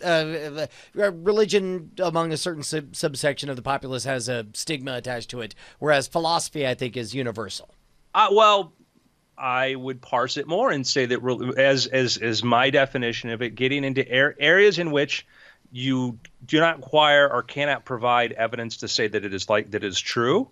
That's why I use it. You're in the realm of the supernatural or religious. You're saying this is a fact. How do we can't know. We can't say that this is 100% absolute fact. That's a religious argument. That's my claim. I think even after your clarification, I think I would double down on those. These are not religious, but they are philosophical questions. Fight! Religion versus philosophy. Fight it! Philosophical is a very large, encompassing area, and I would say a subset of that can be religious. I would say that a religious statement to me is something that I say that I have no evidence to support it. I have no evidence to support it, but I believe this to be true. And if I'm stating it's emphatically true without evidence, to me, and that's how I parse these things. I go, Right. that's a religious belief. Does not mean that it is wrong. It does not believe that it's wrong. It's Right. a faith-based belief, and you can believe things to be true without evidence, and they can be true, or the evidence can support them to be true. Man, But I don't think until this moment I had ever considered religion as a subsection of philosophy. But now that I'm trying it on for size, that seems fundamentally true, because philosophy is the general discussion of, we'll say moral rights and wrongs, but also about the nature of humanity and what our place is. And you're right. Religion is a subsection in which a supernatural event is ascribed to. I don't know. You might have blown my mind. I might need a bit to think about this. no worries. I mean, and again, we all need to ask these questions about this. So Bryce pulled up the Stanford Encyclopedia of Philosophy, the philosophical examination of the central themes and concepts involved in religious traditions. And religion is, and these are amorphous terms. They can be very amorphous terms, and that's one of the problems. I remember the great, atheist agnostic debates, and I'm like, well, what does it mean? What does the word mean before we get into is this, that, or is it? And if we can't agree on what that word means, then we're not really going to be useful. We're not going to have a useful discussion of categorization. And I would point out, and historically, atheists meant anybody who did not believe in your religion, because if you believed in the wrong God, it's a false God, i.e., no God. And I get up and be like, no. I'm like, well, now we're getting into personal definitions, and there might be ones we largely agree upon, but so many misconceptions come across because capitalism, that's a great one. What does that mean? If your personal definition of capitalism is different than mine, capitalism, where the rich people are going to control everything. Well, geez, I don't like that, Well, and in fact, I remember in my 20s having a series of philosophical discussions of this very nature with a friend of ours who both of us were talking about the same subjects, and oftentimes agreeing or oftentimes disagreeing, but always asking questions the entire time. And at the end of our discussion, it was clear to me we had just spent, 45 minutes asking questions about the nature of, Christianic law. And, clearly we were both agnostics because we were seeking an answer but did not have one yet. And then, and so when I qualified him as one, he found that offensive. He's like, whoa, no, I'm a Christian. But then I realized through his point of view, like, of course, yeah, a Christian can also ask questions and be trying to figure out where to go next. So I don't know. Words are dumb. The sooner we can build robots to just, infuse each other with our meaning, that would be better.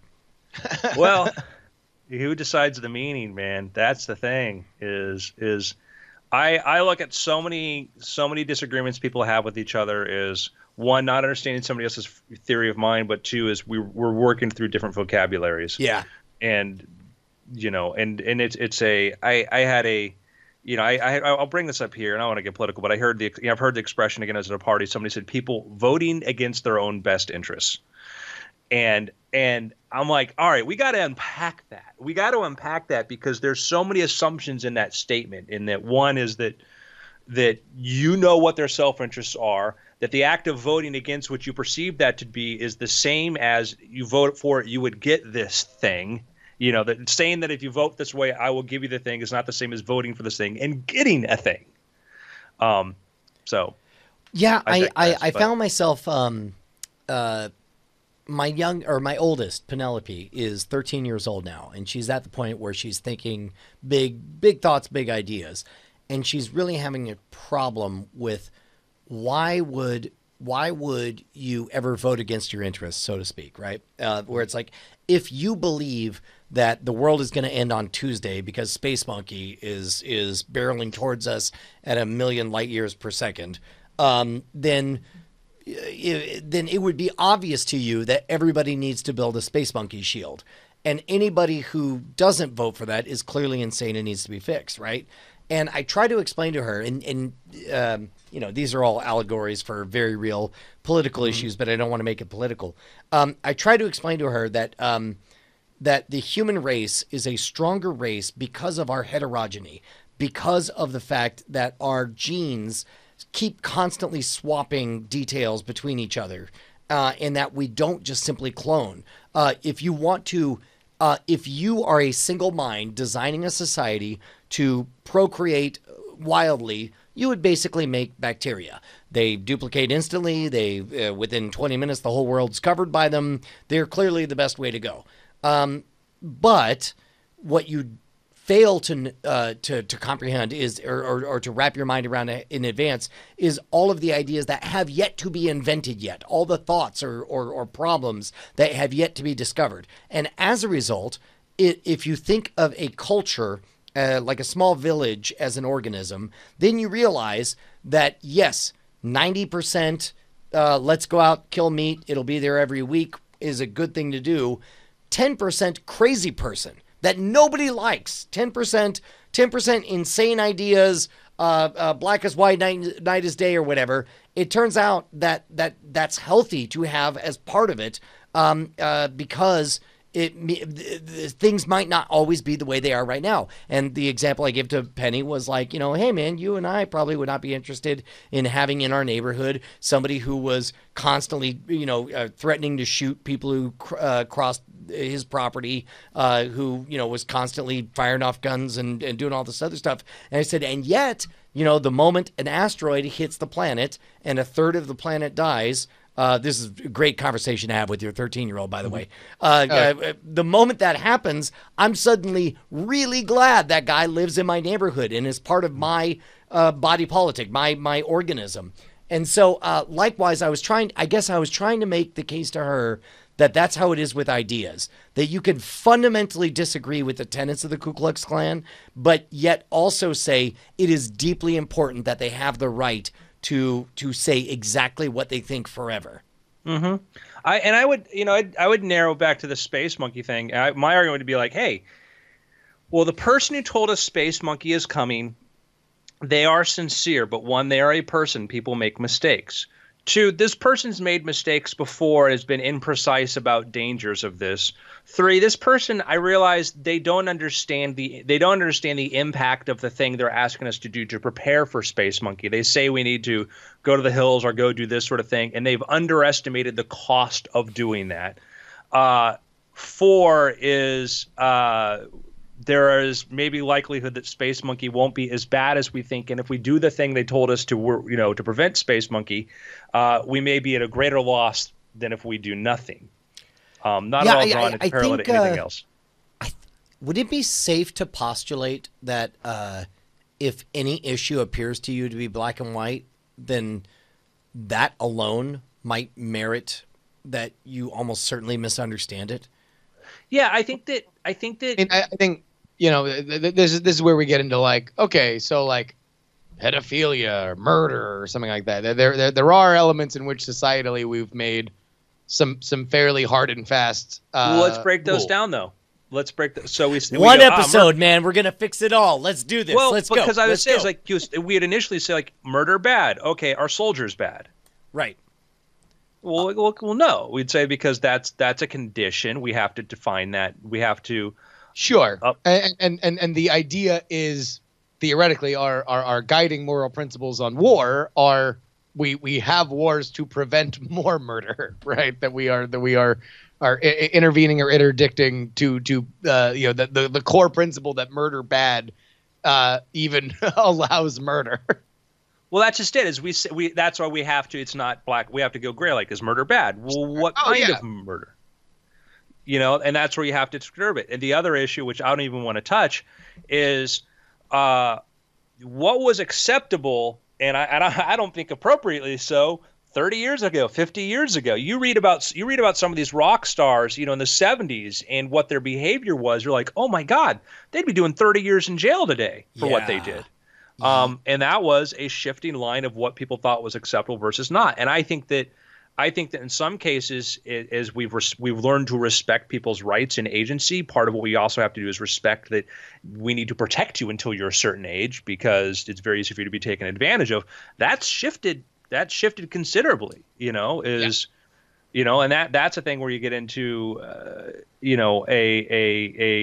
thing that, where I'm comfortable. We define those lines as, as safely as we can to protect people from their own, actions and whatever, and being victimization of stuff. But I understand historically that's been different. And I'm not saying it was, and some people are like, and therefore it's better. I'm like, no, we really didn't have a lot of respect for people in the past. We're actually much better. Well, at and it also now. a lot of that is human timeline related, right? Like, as we've lived longer, the idea of childhood historically has become this different thing, and it has become a thing that I think we now have the luxury of protecting in a way that historically was not quite the case always.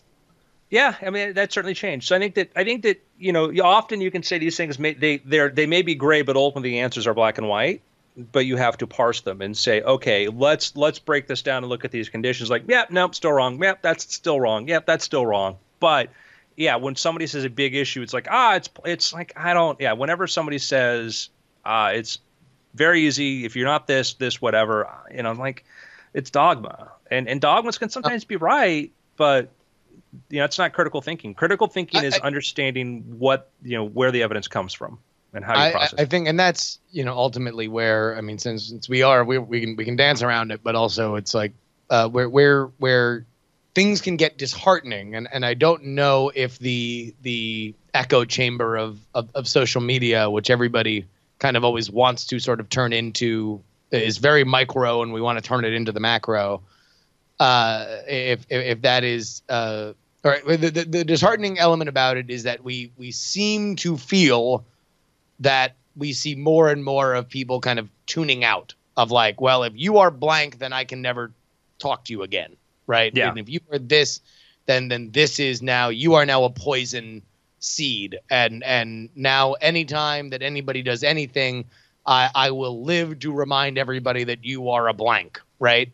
And that is sad to see, but ultimately, I don't know. My guiding faith in the internet is that we, even as the ugliness plays out in front of us, that we are becoming more aware of our humanity as opposed to less, even if we're in a very awkward, weird puberty stage with it. I have a weird theory that even when anybody disagrees with me, I suspect that nobody disagrees. I suspect that just language is dumb and stupid and a poor proxy for the thoughts that we're having. I feel like every disagreement I've ever had really boils down to, if I imagine a sideways Splinter universe in which we spent 100 years explaining everything and why we, deconstructing, well, why do you think this? And why do you think that? Why do you think that? I just feel like you end up at one of two results. Either the data I've observed up until this point differs from yours. That's why I think if you make this political decision, a riot will explode, is because I've seen that 100 times before. Or you have, I guess, inherently, I'm slightly more suspicious than you, which would be a genetic thing. So in other words, like, it boils down to, the whole nature versus nurture debate. The answer, of course, turns out to be yes to both. At some point, you can point to every disagreement and say, there are really only three possibilities. Either language is dumb and you're not understanding each other. But if you are understanding each other, there's only two reasons you would disagree. One is because you're genetically different. Two is because you've had fundamentally different inputs in your lifetime up until this point. I mean, does that cover everything, Andrew? You get into a very troublesome area, though, where you have people who have similarly the same data sets and very similar backgrounds who arrive at very different conclusions. And I think that you get into core things. That one I write down as genetics, but unless there's maybe something else. I mean, I don't. That's sort of a. I mean, we could start doing twin studies then on political beliefs. I mean, I don't think it's actually genetics because I don't know. I don't have an answer to that, but I will say that when I get in discussions with the people, I find that the core thing comes down to it's either top down or bottom up. It's either we need the smart people to tell everybody else how they need to live, or we, hey, given enough time, given in a democracy, and not letting the mob rule, whatever. I had a discussion with somebody who was very influential person about the whole like people voting against their best interest sort of thing, because to me that just sounds so elitist. It's this, we know what's right for them, and that belief is just, it is the examples of how leading to catastrophic failure are tremendous. And I just sort of, when I hear an intelligent person say this, I kind of I'm like, okay. But I was sort of a guy. I said, well, I mentioned you should check out a great book. There's Wisdom of the Crowds by Surowiecki, which he goes, oh, like the mob, the angry. I'm like, no, like no. Yeah, it's like, not quite. Yeah, it's like, no, it's the opposite. It's how individually act in our own self-interest. Overall, we tend to make very good decisions overall. And you may not think this at the moment. He's like, it was just weird. You're like, oh, well, like, what about, Southerners in, the Civil War who voted against, wanted to go to war. I'm like, all right, you have to go, you're going back 150 years for historical example out of context. And I would say arguably given. But even if we allow that to be inbound, you could theoretically make a case for somebody who. Well, I did take the argument apart afterwards. Okay. No, I believe you did, but like even then, I can imagine making the case of like, let's say whatever the issue was, like this person was voting against their own self-interest. They knew that their plot would be the first to be ravaged. They knew that they had everything to lose. They also didn't particularly care about slavery. They thought maybe all their slaves should be free or whatever. But you could make a case that the meta organization of loyalty based by geographic familiarity has a benefit to society, and that's why somebody would operate for that. Yeah, you get into a lot of reasons to say that why would these things happen or whatever, and it's this sort of like, are you asking why people individually or why as a group did they do that? But also there was economically, it ended up not being in their best interest because the retributions from the North for the war lasted a century. And had a major impact on political parties, the Southern, the Dixiecrat, whatever, and so it's one of these things like, yes, we can parse these things, but we can, like, I'm very much a bottom up. I'm a very much a information system. I believe in evolution. I believe in the ideas at which, where ideas and emergence come from. I believe in how these are things all relate together for me. And I would, if you said, hey, if Space Monkey is coming right now, all the telescopes have spotted this, should we allow our president to declare martial law to try to save things or to handle this? I'm like, you know what? I'm not going to argue against that right now. I'm like, the evidence is that strong right now. Maybe we need top down for a moment, but a conditional temporary sort of thing, but not for all the time. You know what? That's a really good point. It seems like bottom up is in general the best strategy, with the exception. Let's just break that down for everybody too when we talk about bottom up, because sure, millions of self-interest. Because people are having these discussions, so you are drinking bottoms up. Yes, correct. Millions and billions of people, each individually motivated by their own self-interest, in general, will seem to have elevated humanity to the best, brightest, healthiest, happiest, longest-lived version of us of all time. But top-down is a good insurance policy against a black swan event, which is, if we're going to, mix metaphors and bring in another book, the black swan is basically like, you could watch, you could check out 10,000 swans, and if they're all white, you still can't confidently declare that there's no such thing as a black swan, because sooner or later you're going to see one, and that's that. And in fact, Nassim Taleb has has made money with financial instruments based on sooner or later there's going to be a black swan event like a 2001, something that everybody agrees. They'll all shrug their shoulders and say, nobody could have seen this coming, and they'll apologize to all their investors or whatever. It seems like bottom up yields a day-to-day tiny increase in overall value, but there's no defense from bottom up against a black swan event the way there might be with the top-down hierarchy. It's frustrating, because when you do there, I use this example. I'm going to get political for a moment because we talk about this, and examples are we talk about socialism as an example of a top-down things, and you could say like, well, what about it? Sometimes people socialism they just seem like, what about giving people this benefit, healthcare, whatever. Like it's bigger than that. It's more than that, and that's a separate discussion of that. And you might have a overall market economy that can have that. I don't think that's necessarily going to give people what they think it's going to give them. But I'm going to just table that for a moment. Let's take that off this discussion. We talk about socialism, which socialism in the sense of the people we elect decide prices, they decide contracts, they decide all that sort of thing, which is the increasing form of it.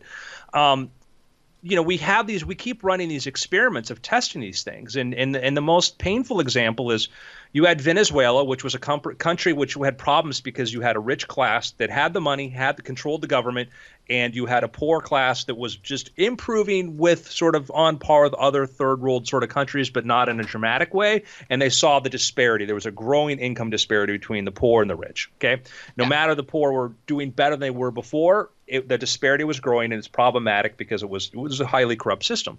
So, revolution, elections. Hugo Chavez comes to power. He tried to overthrow, then he got elected to power. Hugo Chavez comes to power and embarks upon this socialist, plan. And again, we're not talking about we're talking about big sweeping control, nationalize oil, nationalize this, take over all this sort of stuff. People in the West, intellectuals, in New York Times, whatever, people who you read who still have columns today talked about this Venezuelan miracle because for a period of time, there was this little bit of a boom, but also kind of tied with the fact that oil prices were dramatically increasing for a period, okay? Well, and they're talking, and also from what I understand, there tends to be any time a cultural shift towards socialism or communism, there is this hormonal wave of let's do it, let's all work really hard, this might work, and as at the beginning of any new endeavor, everybody pitches in, to the peak of their capacity. Well, when we all go raid the rich guy's house in the neighborhood, for the moment, we're all momentarily more wealthy. And then when we go back there and we find out the house is empty, then we're not. So what happened and again, we can get into the reasons why he was elected, whatever. And I understand, and I'm not faulting people for thinking, we need a change, whatever. Not at all. But anyhow, here we are, almost 20 years later from when that happened, 20 years later from when he was elected, and Venezuela has one of the poorest economies in the world. Venezuela has suffered tremendously. Now the people running it are like, oh, what's bad luck, bad luck, bad luck. Okay. That always is the explanation when countries turn more socialist and things fall apart, okay?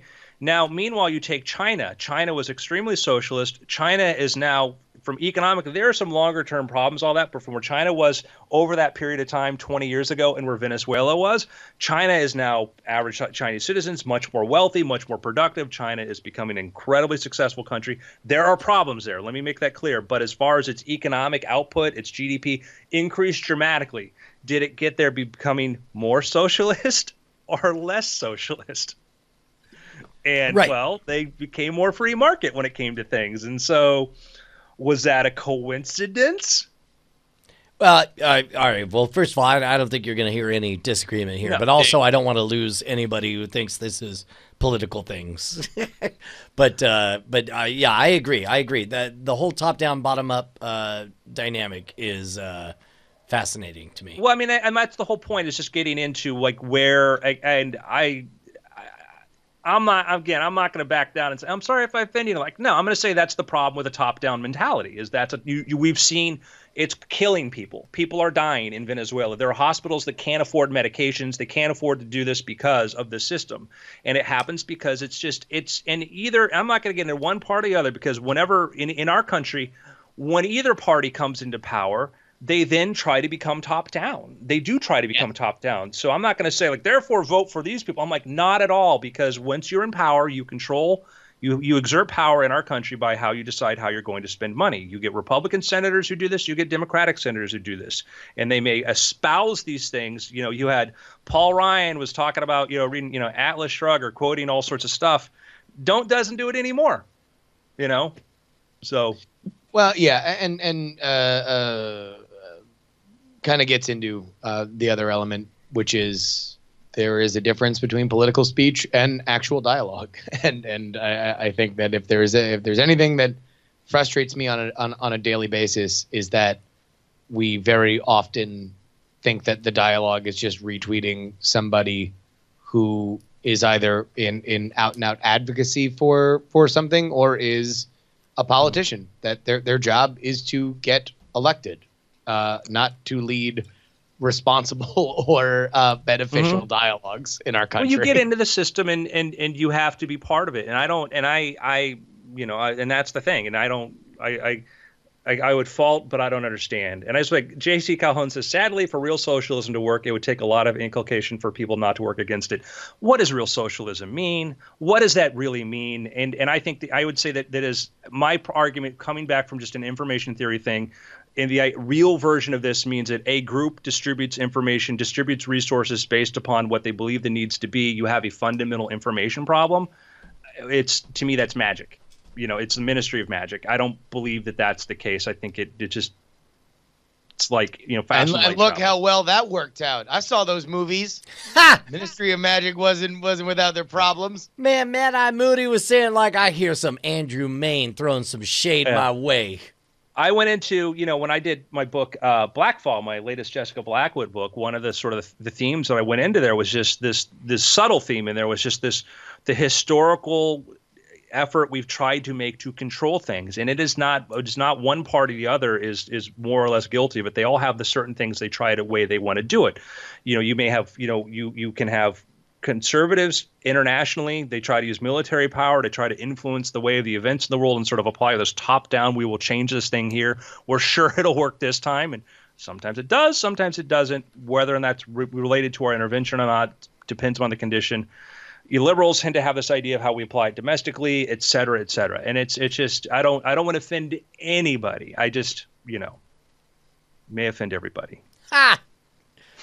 Hey, man, I'm assuming we don't have time to quite go into Journey Quest this week, right? We'll do that next week because you're going to find out what UGG really is. Yeah, I'm very, very excited. But in the meantime, for picks, can I go first? Sure, yeah. Took a while to get there, people, but I'm finally reading Andrew Mayne's Station Breaker on audible.com.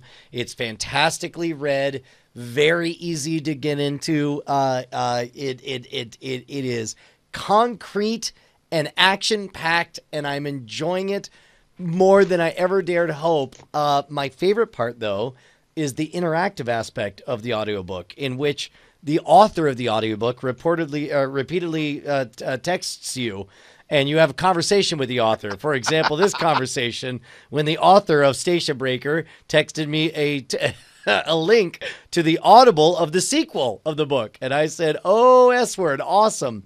Again, loving Station Breaker. And then the author, one Andrew Mayne, writes, it's a book I basically wrote for you and me.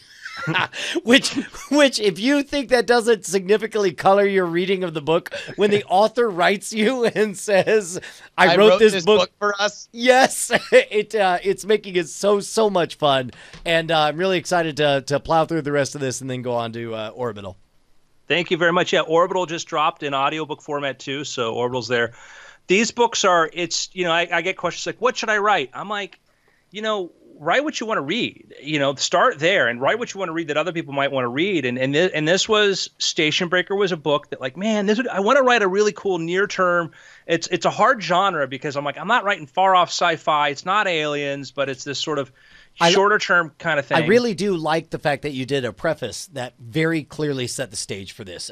You said, everything you're about to read is either in late stages of development or already exists. This is a book set in the very near future. And I love the concreteness followed by the ambiguity, because the concreteness is this all exists very soon, but the ambiguity is like, well, how soon is very soon? And I like that everybody's able to define that for themselves. Yeah, it could be 5, it could be 15 years, and it's a fast approaching sort of thing. So Orbital gets a little bit further. Orbital involves a space station, rotating space station sort of thing, and it takes place right around that period. I mean, it starts off right where Station Breaker ends. People are like, because it's anyhow. Point is, read Station Breaker first, and then jump into Orbital. Yeah. Same reader for the second book? Yeah, he did a great job. A great job. Have you like, how does that go? Like behind the scenes, you guys chit chat a little bit? You're like, Oh yeah, he was great. So Kyle McCartley. So what he would do is, first it was like Tantor. Just to give backstory, so I wrote Station Breaker just on my own. I self-published it.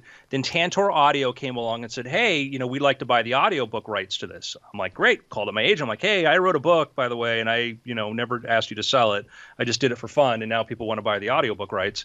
So they went in and they said, "Okay, we'll do the audio version for it." And they gave me several different narrators. All were really good, but said, first round, I'm like, "Yeah," but I said, "This guy's in his late 20s. So these people sound older." They came back, and Kyle was one of the recommendations. I did, and I went to Kyle's page for listen to his other loops, and I'm like, saw some of the stuff, listened to some stuff. This is fantastic. This guy's got the voice. So this guy could absolutely do it. So they had him do it. And then Kyle would reach out to me and be like, he found like a couple mistakes too. Like, "Hey, you have this character named this here, and I think it changes there." I'm like, "Oh, this is what I meant." He like, how do you pronounce this? I'm like, "I don't really know." And then I would, I'd record my versions of it and send it back and forth. I'd be like, I made this up, right? That's awesome. Yeah, I mean, like, it's not the real world. It's not a biography. Please lay off. But he was very, very proactive and good about that. And I tried to give him answers as quickly as I could. And so, because at that time I had 2 other audiobooks in development, it was sort of a weird thing to be back and forth with different narrators or people like this, so dealing with him was great.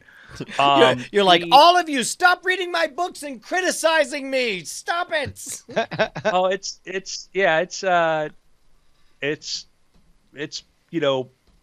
that sometimes I'll be reading like an editor's notes on something and I'm like, I made this, like, we tried to find out the answer for such and such thing. Can you provide an example? I'm like, I made it up, Yeah. Blackfall opens up with a quote like, "Oh, we can't find this." I said, "Well, if I told you who actually said this, people are going to think it's a very political book, so I'm not going to tell you who said this." Because I don't want it to fall into some sort of partisanship thing, which is not my point. And so anyhow, thank you very much. I really appreciate that. I'm looking forward to, I started on the third one, haven't finished it yet, but the third one, I'm introducing all these cool things we talk about, from like, reusable rockets. Third one gets into deep sky stations, that we've talked about before. And so, I want to introduce people to, if you want to get an idea of like what the future, what technology is out there and being developed, this is what it's about. It's about that. I'm not inventing anything new. I may be extrapolating stuff. And I try to get my science really, really, really good. I've not had, and I'm sure there are mistakes in there, but I've not had anybody who's been critical of my physics or anything. I've tried to do a very diligent job of that because, I had a frustrating experience with an extremely popular science fiction book that everybody loves, and rightfully so. But I'm like, man, this is not right. And I don't want to be the one that says this is not right. I am you talking, hear that, of course, about J.R.R. Tolkien? Yes. Yeah. Eat it. I was gonna go for the novelization of Poltergeist. So that is fun, and thank you. I have my pick. Yeah. What's that?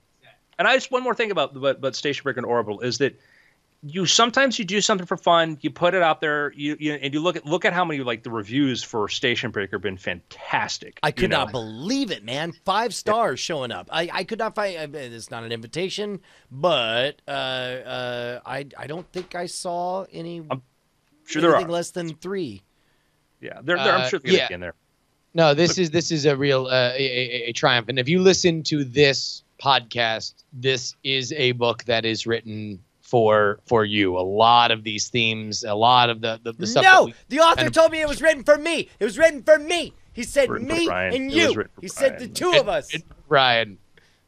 But so if you like Brian, then don't worry. He had a book written for him.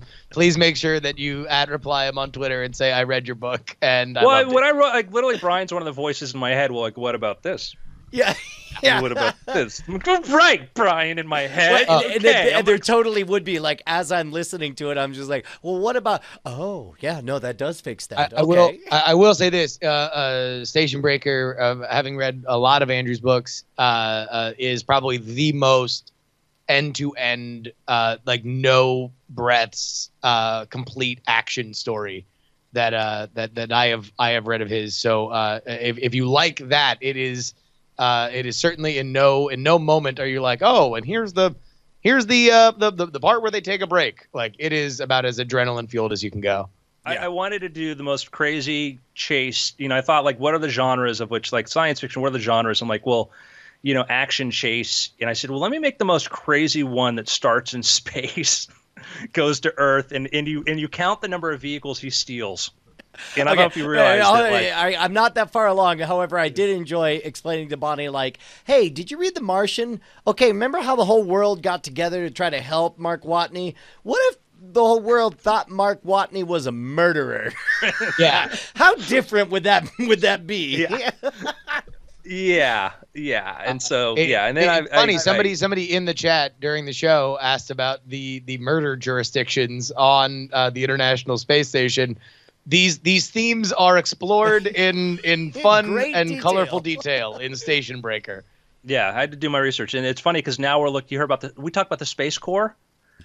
I don't know that we did. Oh my God, that's the proposal that we're actually going to be starting a Space Corps, like a new wing, a new military division. Okay, no, that's too rich a vein for us to next week try to wedge in. That'll be next week for sure. Week. Yeah. So let's get to my pick. My pick is.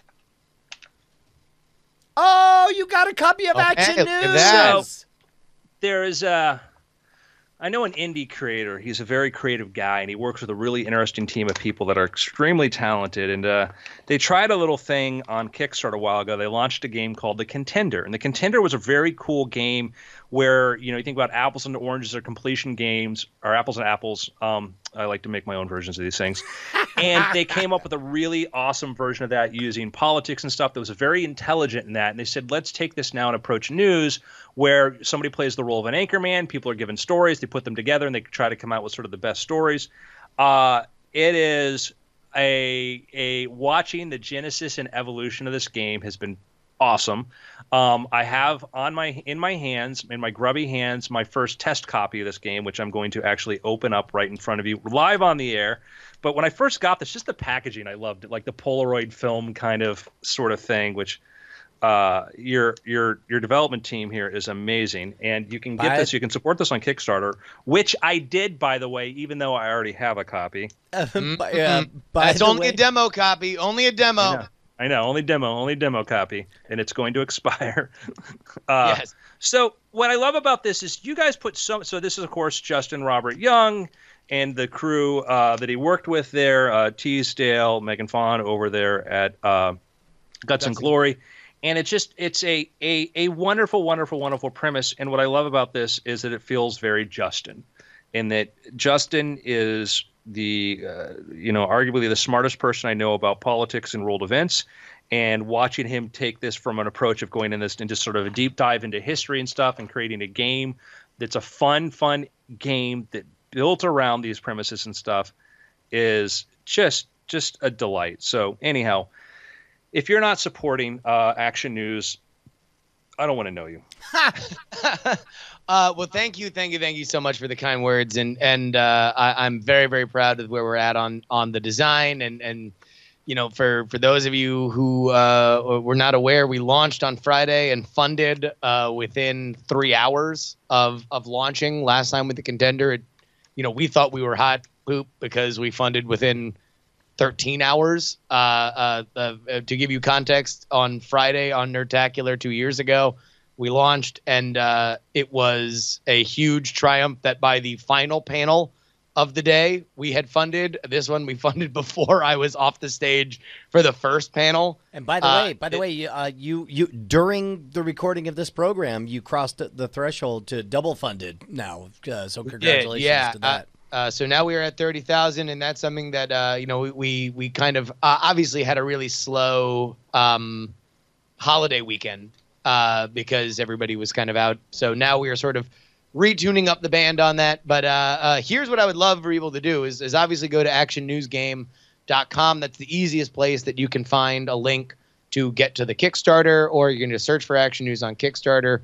But what we really want to do is continue to create content that will keep people talking about this. And we've done two things to do it. If you go to our Twitter at Contender Game, you will see a new Kickstarter, a new Medium article that we wrote, the 10 Kickstarter commandments, after now launching 2 of them. And We think that they did pretty successful. We'll see where this new one ends up.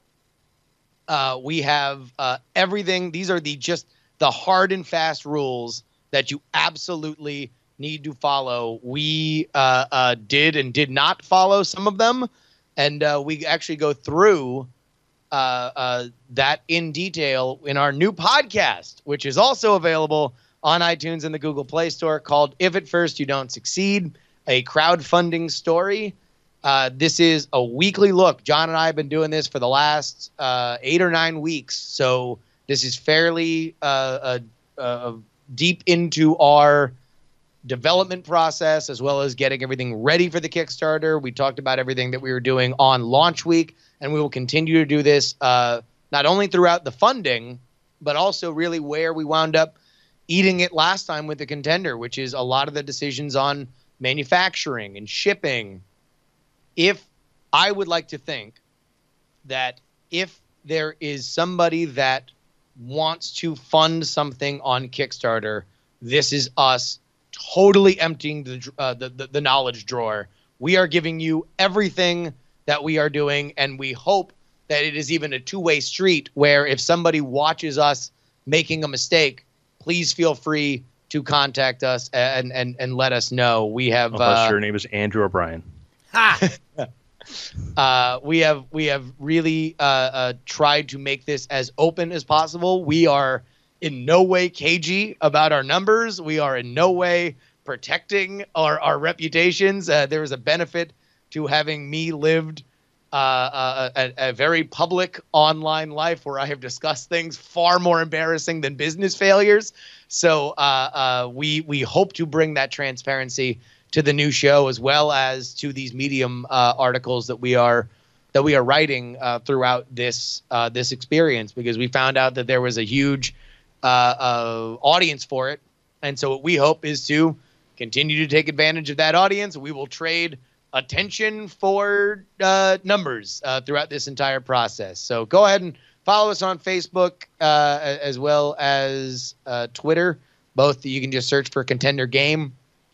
And other than that, thank you guys so much for supporting it, and we hope to continue to create content, including hopefully we're going to do a test today to do some live streaming live from the set of Action News with all the costuming and accoutrement that would go along with it later today. Awesome. I just want to real shortly. I want to point out another Kickstarter project as an example of something that looks really, really cool, very, very compelling, but didn't have the follow through. But I want to, if I may, just have you seen Mike Figgis, who is an amazing director, put out a thing called has a book out with the 36 Dramatic Situations for Cinema. And he came up with a deck of cards, which is a deck of cards where you can go sort through them and pull out a couple cards and come up with a plot. Enemy becomes lover, plot revealed, imprisonment, whatever. And it's an amazing little deck of cards. Looks really, really cool because it's based on his book, 36 Dramatic Situations for Cinema, which is, basically taking the premise of a French book written 200 years ago. And saying, hey, let's look at this now and see how these structures have changed. And Figgis, Leaving Las Vegas, Time Code, he's an amazing, innovative director. So he launched this Kickstarter campaign, around the same, like about 10 days before you. And there's an example right now. He's laying this out. He shows an enemy loved, abduction, cruelty, and misfortune. So it's like how to put together a plot for something, right? There are people who have done things similar to this, which are kind of cool, but this looked really, really compelling. Yeah. Amazingly talented guy, great concept. Price is not that bad. It's only at $1,000 funding. Well, now I feel like we got to fix that because I want this deck of cards. Well, and it's the problem. Hey, don't bother about that. This just in. Forget that other project. Kickstarter. No. In the step one, you go, oh, well, I got to pay for it in pounds. Oh, geez. Okay. Wow. So it's because it's a British project. It's like, okay, so it's in pounds and it's this. And you start going through like, man, he's great. Product's great. But this is, as you're like, what did not work here? Where what you're doing with Action News, by the way, go to What's the website again? Action News Game. ActionNewsGame.com. ActionNewsGame.com. ActionNewsGame.com. ActionNewsGame.com. And you see another great product by great people, but also the fact that what they've had to do to push this beyond and take it beyond. It's not just we're great, this is great. You've got to do so much more to make this thing work. You've got to do a lot more to get this thing to work, and that's a thing that people often don't appreciate, and that I appreciate is how much time, energy you're not just putting into this fantastic, great product, how much you're putting into the fact that, like you said, after this, you're going to be doing live streaming. You're going to keep pushing and pushing and pushing this out there. That's what it takes, folks. You'll hear stories about famous people or whatever having successful Kickstarters, but then you hear people who don't, and that can help. But the big difference is the push. ActionNewsGame.com. Well, thank you so much for that, and it is something that for me, I know I don't want to leave anything on the table. You know, you only get a month to push this as hard as you can. We witnessed one of the big things we learned with the Contender is that, man, Kickstarter is a magical world where people love to throw money at you, and that is not always the case past your little window. And we have some internal goals on what we would like to hit. Thankfully, thanks to our super hot start, we are on the way. But what we know we need to do is a lot more than what we've done. And part of that podcast is us kind of discussing step by step, you know, how we want to get there, what we learned to do last time, how we want to do it again. And part of it is just hustling, just working, you know, getting out in front of people. Yep. Gentlemen, it's been weird. All right, I'm turning the AC for a second. I got a hard out at 2 for a call. I think we should be fine. I just got to. All right, cool. Well, I'm going to pee in the potty. By the way, I want you to know every time I say that, I just want you to picture me walking up to the potty, taking my pants, pushing them down all the way to my ankles, and then separately pulling my underwear. I was going to say panties, but I'm a boy. All the way down to my ankle, and then holding my little boy pee-pee and pee-peeing in the potty. So listeners, just think about Brian Brushwood's dick. Think about Brian doing that, because that's what he's doing right now. He's going to be touching his dick for the next couple of for the next minute or so. Hey, let's watch it, man. You know, they went and suspended a move, so we don't want to run afoul of any laws here. They got back. They did. They did get back. Good for them. Yeah. You've been watching this Summer Games Done Quick, Jersten? I have not, man. Literally since I saw you in Snowbird, yeah. I went to Milwaukee and met people and drank and just got shot. I went right from the Snowbird vortex to the wedding vortex. Oh, where right. Just, you know, the only difference was I didn't have to be on stage at any point, which was a relief compared to Nerdtacular. But yeah, it was just one unplugged, unconnected, yeah. Cycle after another. So not a lot of time to really do much of anything. But I've heard things are going well. I saw some drama amongst the chat, but I don't think that you can really get anything of that size without some drama. Yeah, there's always drama at these Games Done Quick things, but at least so far it's been pretty small. It's been pretty small. So, you know, I mean, it's a whole week-long thing, so who knows what happens, but at least so far it's like, whatever. Yeah. So for people who are not aware, it's the big what is it, week-long speed running it's a mega marathon. fest? It's a marathon speed run, so they have a packed schedule of just 24/7 for the next 7 for the 7-day event of games that people speed run. And if you've never heard of speed running, it's where you go and play a game and you break it to get, you know, to get through it as fast as possible. And it's pretty cool. You know, you see some things that are like a little more commonplace just based on like types of engines that these games use or just the way that games are coded, and then you see incredibly unique things of how people break specific games very specifically. Yeah, I think the only bummer that I saw was they were doing Pokemon Soul Silver with one of the DS games, and I think that there's a level of randomness, or there's like a random seed element to the game, so you know you're going to go in and a fight is going to go a certain way based on different markers. Yeah. And I think they got to the very last battle of the game, and they ended up getting an unlucky seed, and so they were coming up at the end of their time estimate, and there's a schedule going on, so they had to. I think at some point they gave it a couple of tries, and then they had to call it. Just because they weren't going to get it done, but the Is for the what? bubbles let you know that a human did it, right? Like, yeah, we're talking about GDQ. But then GDQ, Games Done Quick. Games Done Quick, yeah, Summer Games Done Quick is on now. Wait, what did they give up on? Huh? I walked in. There was a One bad of the attempt. runs. One of the runs didn't work out. Got it. Right. I thought you were saying that. I'm like, they're shutting down GDQ. Yeah, and I would love for them to do some of the much longer games. I know that there are runs for like Final Fantasy games that are actually 6 hours, 8 hours long. but they're in relative terms relatively super very fast. Yeah. I got that. I got a phone call I got to do at a. All right, let's All right, roll. ready, Let's roll. ready, ready. All right. Well, good. Go for it then. Right. Do we have an angle on today's We got a episode? question. We got a story. I'm pulling it up right now. Okay, great. We got two. Well, I sent you along two. I didn't look at either of them very long. Also, I couldn't resist. I'm too much enjoying Station Breaker to supplant what was going to be my pick for this week. So I'll put it on here when we get to picks. Okay. Groovy. We ready? Yep. Go. Go for it.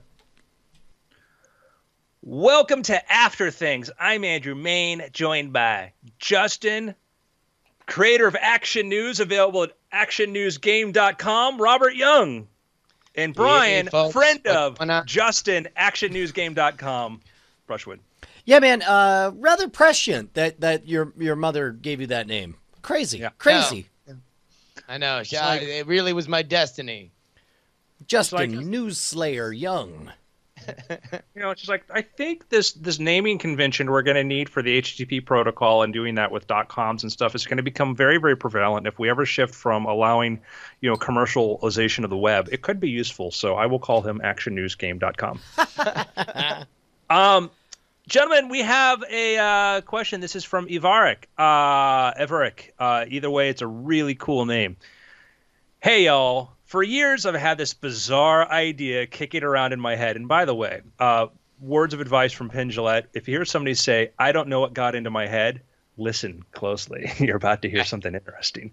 I've had this bizarre idea kicking in my head, and a little while back, I finally acted on it. Imagine a fairly lighthearted retelling of Game of Thrones, but with all the characters replaced by members of the extended Frog Pants Diamond Club community, like a medieval realpolitik non-interactive version of Journey Quest. I dismissed the idea as too weird and maybe a little creepy, but once it started, I couldn't turn it off. Well, that's called an obsession. Every interaction on every podcast I listened to planted the seeds of outlandish high fantasy scenarios, and in the end, I started writing it more because I had to get it out than I thought it would lead to anything. On a lark, I sent the prologue into Jury's One Mic Show. That would be Justin Robert, actionnewsgame.com, Young's One Mic Show, and to my astonishment, he and his audience actually kind of liked it. I kept writing it.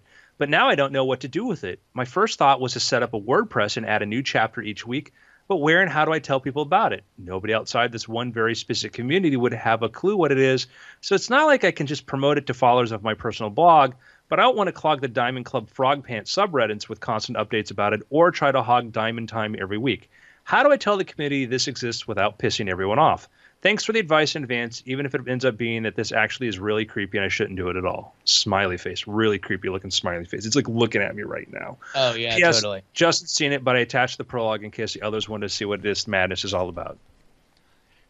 So if I remember correctly, this is I would describe it as a creepy interaction because he didn't send me any any warning or understanding of it. It was just literally a copy paste block of text that just came into my email, which normally people who write into the jury show and mark it as for the jury show are asking, they're setting up a thing in their lives or they're pointing out some element that they want to make a point about. This was literally just us in Game of Thrones from the jump. Here would be my suggestion. Write it to a point and then put it out as an ebook and market it to the people that would care about it, which are the people in Diamond Club and Frog Pants. And just, I think for you as a writer, getting it done would be beneficial. For you as a marketer, trying to sell a product to a very limited group would be very telling. You would learn a lot from it. So, and as a way to bring something to a successful conclusion, that would be a far better thing. Even if you charged, made it 99 cents or free or something, you would just get it out to people because if you work hard on it, then the easiest and best way to get it out to people is to just tell them that it's done, go read. Can I take a different take on that? Go. I kind of like his instincts about doing a WordPress or a Tumblr and doing it as a serialization kind of thing because this is the kind of thing where it might take time for people to get into it, to discover it. And you're looking for people within the community. It is so niche. It is so hyper niche to that you can put it into Amazon, but that really becomes Amazon discovery. And you're still have the job of telling people in Diamond Club, Frog Pants, here this thing is, go see this thing, go over there, go buy this thing.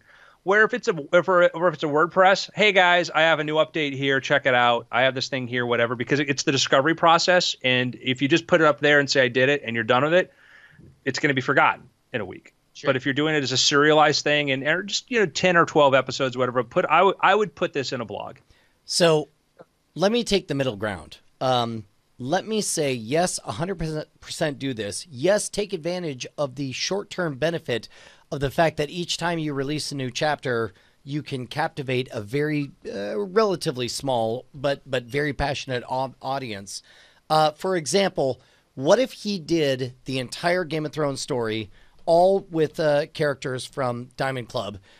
Each time, let's say once a month or every 2 or 3 weeks or whatever it is, he releases out to the Diamond Time, which gets you a certain amount of bandwidth because we shout out automatically to the rest of the club like, hey, here's what's going on and this is the latest project or whatever.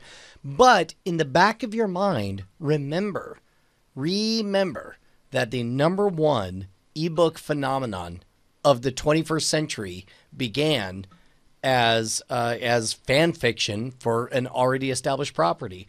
And then they went back and they changed all the names. They cultivated the motivations or whatever, and you ended up with 50 Shades of Grey, right? So, like... fan fiction in a fan form. Correct.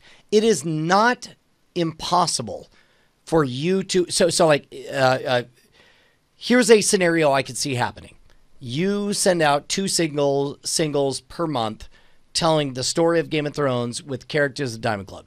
By virtue of doing that, you cause all the people in Diamond Club to mention it on all of their individual podcasts. You also cause a bunch of people to want to spend 99 cents per episode to support one of their own. A year from now, you now find that you've gone through the entire story and that a lot of it has changed, much to your own surprise. And then you discover that really all you have to do is change the words of Veronica Belmont to some other made-up name, because we all know that's not a real name. And then repackage it. That's the beauty, is that independent publishing means that you get to own everything and you get to do whatever you want with it. And if in the short term, this would be a fun side gig for you to create the entire story with our characters. We all understand we're all placeholders. We're not going to expect that the king who gets his head cut off instantly will be named Brian Brushwood, even though I'm hoping that's how it was in the story. But go ahead. Yeah, I read the first thing of it, and it's very. I mean, I'm not saying that you couldn't swap out the names or whatever, but then it becomes kind of a very weird adaptation of Game of Thrones. I'm gonna say that translation party. The idea of you take a bunch of Japanese and you change it to English and then to Czech and then blah blah blah, and then you play telephone game and you end up with something different. What you often end up with is something truly wonderful as well. So if this is a way to practice the art of writing and operate in familiar territory, knowing that you're safe. It could, and again, this is a scratch-off lottery ticket, but it could be the kind of thing that ends up just change the names, change the motivations, and you got a real winner there. All right, hold on. I think we're also kind of ignoring something that Andrew and I went through kind of firsthand, which is when Andrew wrote Grendel's Shadow, the idea that we had was to put the prologue for it on the end of Weird Things, because we knew that the biggest audience that we could immediately access beyond social media was on podcasts. Podcasts are what people know us for. If you are looking, I mean, look what he said, the Frog Pants and Diamond Club community. This is a community of podcast listeners, right?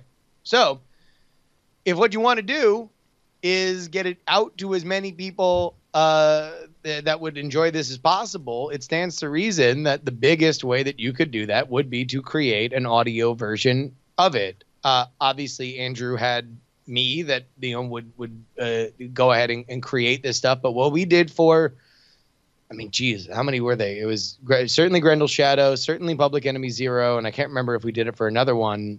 Was I recorded the entire thing as an audiobook. I cut it up into I think every 3 chapters was an episode, and then released those weekly, with the caveat being that once it was all out, you could get it all for free. But at the beginning and the end was a place to download the full audio and to get the Kindle book, have a link for that. So I mean, that could also be a way to do it, because I think, Andrew, you're right. What you want to do is make it easy for people to be able to digest it, right? I also don't want him spending all of his time trying to have to create ebooks and podcasts and stuff for something that might be fun for a little while and then it ends. And that's why I'm doubling down on start it as a blog, get it out to the people in Diamond Club. If people are responding to it and emailing you back and forth, then do the other steps these guys suggested. But my fear is, you will spend more time trying to put this into a podcast. You'll spend more time trying to create an ebook. You'll spend more time trying to do this than trying to make the thing good. I run into this fatigue problem all the time. I write books that I don't promote because I finish the book. I'm like, now I've got to go tell everybody about it because I put all my energy not just into the writing and the formatting and all that. And I'm saying, like, this is a high risk kind of thing. And that was the beautiful thing about 50 Shades, is it was just posts on a forum. Hey guys, read this. We love this. We're talking about this. Great. Now I'll take this thing and then I will adapt it because it's really got a life. That's actually, I think, a good fundamental thing we should address, is the perception that many people have that if you give it out for free, there's no way you could charge for it in the future, and nothing could be farther from the truth. Yeah. Sure. And sure, just to complete my thought, I don't think that necessarily the idea is to do this all yourself. I think that Andrew is correct, that if you have, likely you will have people that are excited about it, reading it. And if you can find people to help you with it, specifically, not everybody wants to read a book for however long it would take to read what you have. So you would want to kind of work with somebody else to make it a community project, which ultimately is the strength of this community. Yeah, I would just say step one is just, yes, do the WordPress thing, put these things up there, put it out there, let comments in there, see what it's the easiest way to test the waters. You don't have to put the whole thing, put the first few chapters, whatever you've written there, see what the response is. Because the hardest thing in the world is, man, you go through a bunch of steps, you try to produce something, try to do it, and you're like, man, I've made, I had a crazy idea about kind of a, life on a Mars colony thing. And I made like one 20-minute episode of this thing. And to this date, I don't think anybody's listened to it because the people I asked to listen to it were too busy at the time. And it's like, I should have done this differently. Yeah, and I think his issue was, how do I not become a nuisance? You know, like, how do I promote it without becoming a I mean, the answer nuisance? is be good, because because if like when you see somebody performing on the street, the difference between a nuisance and an accomplished performer is basically one being good and the other annoying everybody around him. Yeah, I think if you're like, hey, I put this here, and if people are like, yes, tell us more, then you're in a good position. You know, if it's like, oh no, not this again. If people tell us more, and you can do your own sub for Reddit, you can do your own Discord, you can do other things, then it becomes that thing. I'm just saying, get the barrier to access is, because when you're going to a niche group, the key is to just go to that niche group and put it out there. When I want to advertise a magic book, I advertise in Facebook to magicians. I don't go put it on Amazon first or go do there. I go to the people I'm trying to present it to, and you know who these people are. And yes, you want to do this in a respectful, right way. I wouldn't say, hey, go buy my book for 99 cents. If you like, it's like, go read the blog. You like the blog. And, you know, a month from now, if you got a lot of people liking it, do the ebook. You're set. Yeah. Right. This is different than the normal round of advice, because this is something that is still being written and something in progress. So it is a mixture of, like, not just promoting it, but also creating less barriers to actually getting the thing done, which I think is why I feel like I grok what Andrew is saying a lot, of just like, do it and make it good first, and then all the other promotional stuff can happen when it happens. Yeah. Oh, yeah. And let me just clarify the initial advice, because you're right. I don't want to minimize it, but at the point that Andrew and I serialized all the books that we did, it came after Andrew worked tirelessly on it, and I gave him notes on it, and you know, there was a world of work kind of behind that. So I agree. And we were trying to use iTunes as a discovery system for it too. We were trying to. We knew our audience was bigger than Diamond Club. We knew that, and that was, so we look at, like, where are places where people discover stuff. People discover stuff on Amazon. You put a book on Amazon. People discover stuff on iTunes. Where do Diamond Clubbers discover stuff? You got that. You're right there. And then if there's a bigger thing, then you use those other steps. Yeah. So yeah, Facebook, Reddit, totally. So we got another email here, and it's to Neshcom, but I'll read it anyways. Hey, Neshcom, this is definitely a question for Brian, so screw you, Justin and Andrew. Well, fine. As it was stirred by him appearing on the Social Engineering podcast a while ago, and he was just on the Art of Charm podcast. I listened to all the SE podcasts and have been listening to Art of Charm for a few weeks, as the main guy was on the SE podcast again. Long story short, what methods from these other guys are full of S and what have truth to them? The older Art of Charm podcasts made me cringe, as they are so bro-centric. The more recent ones seem better, and Brian was Brian. Social Engineering podcast is great, but is usually more an interesting interview than a how-to or other direct guidance. I would appreciate everyone's take on these. I don't want to say Brian give tacit endorsement of legitimacy to this, but weighing in on their shows, weighing in on their shows, but he did appear on them. It wouldn't be very cool to have him just be on them and then turn around and S on them either, I guess. I recall Andrew calling NLP mostly BS. Oh, now you just use the acronym, but that could be the Rumdella effect too. The Rumdella. Anyway, okay. So if I remember correctly, keep in mind, I'm in a habit right now. For those of you who haven't heard, that I say yes to a lot of podcasts, and I carve out an hour here or there to promote. Mainly, I'm trying to get a lot of folks to check out the Modern Rogue, because I suspect it's something that'll be really, really. Did I upset you, Bryce? No, you're good. Okay, You're okay. Along the way, so. I did Art of Charm, and I don't know what the SE project. Did I do a social engineering? The Social Engineering podcast is the name that he was talking. I've done a lot of podcasts. I'll say this much: Art of Charm, from what I had seen of it, looked like it began as some kind of podcast version of Neil Strauss's The Game, which I found an utterly fascinating book, and I think was really, really interesting. I think, like many people of a certain age, it began as one thing and evolved into something else. It appears to me that the Art of Charm is truly of late focused on its core message and, you know, how to become charming, basically, which I think there's nothing wrong with. Whether it's Scam School, whether it's The Modern Rogue, whether it's The Game by Neil Strauss, I think that we are one of the first generations of humankind who take the time to notice the way humans interact with other humans and bother to catalog it and share it through 21st century means. And like anything else, that can be used for good and or for bad. Scam School has always had a salacious tint to it. We've always enjoyed the notoriety of saying this is a way to, you know, steal $100 from the bar or from, you know, or to score a free drink or whatever. I've never regarded that as the actual intention of the program. And likewise, I don't know what territory Art of Charm has covered before, but I do know that at some point neurolinguistic programming came up recently on, I just did an appearance on the Human Experience podcast. And basically, tell me if we're in accord on this, Andrew. Neurolinguistic programming boils down to there's two flavors of it. There's the parts that are basically fancy wording for that which should be obvious. For example, if you model the behavior of the person you're talking to, they're more likely to like and understand what you have to say. And then there's the totally pseudoscientific, let's have charts and graphs and points to things and announce they mean certain whatevers.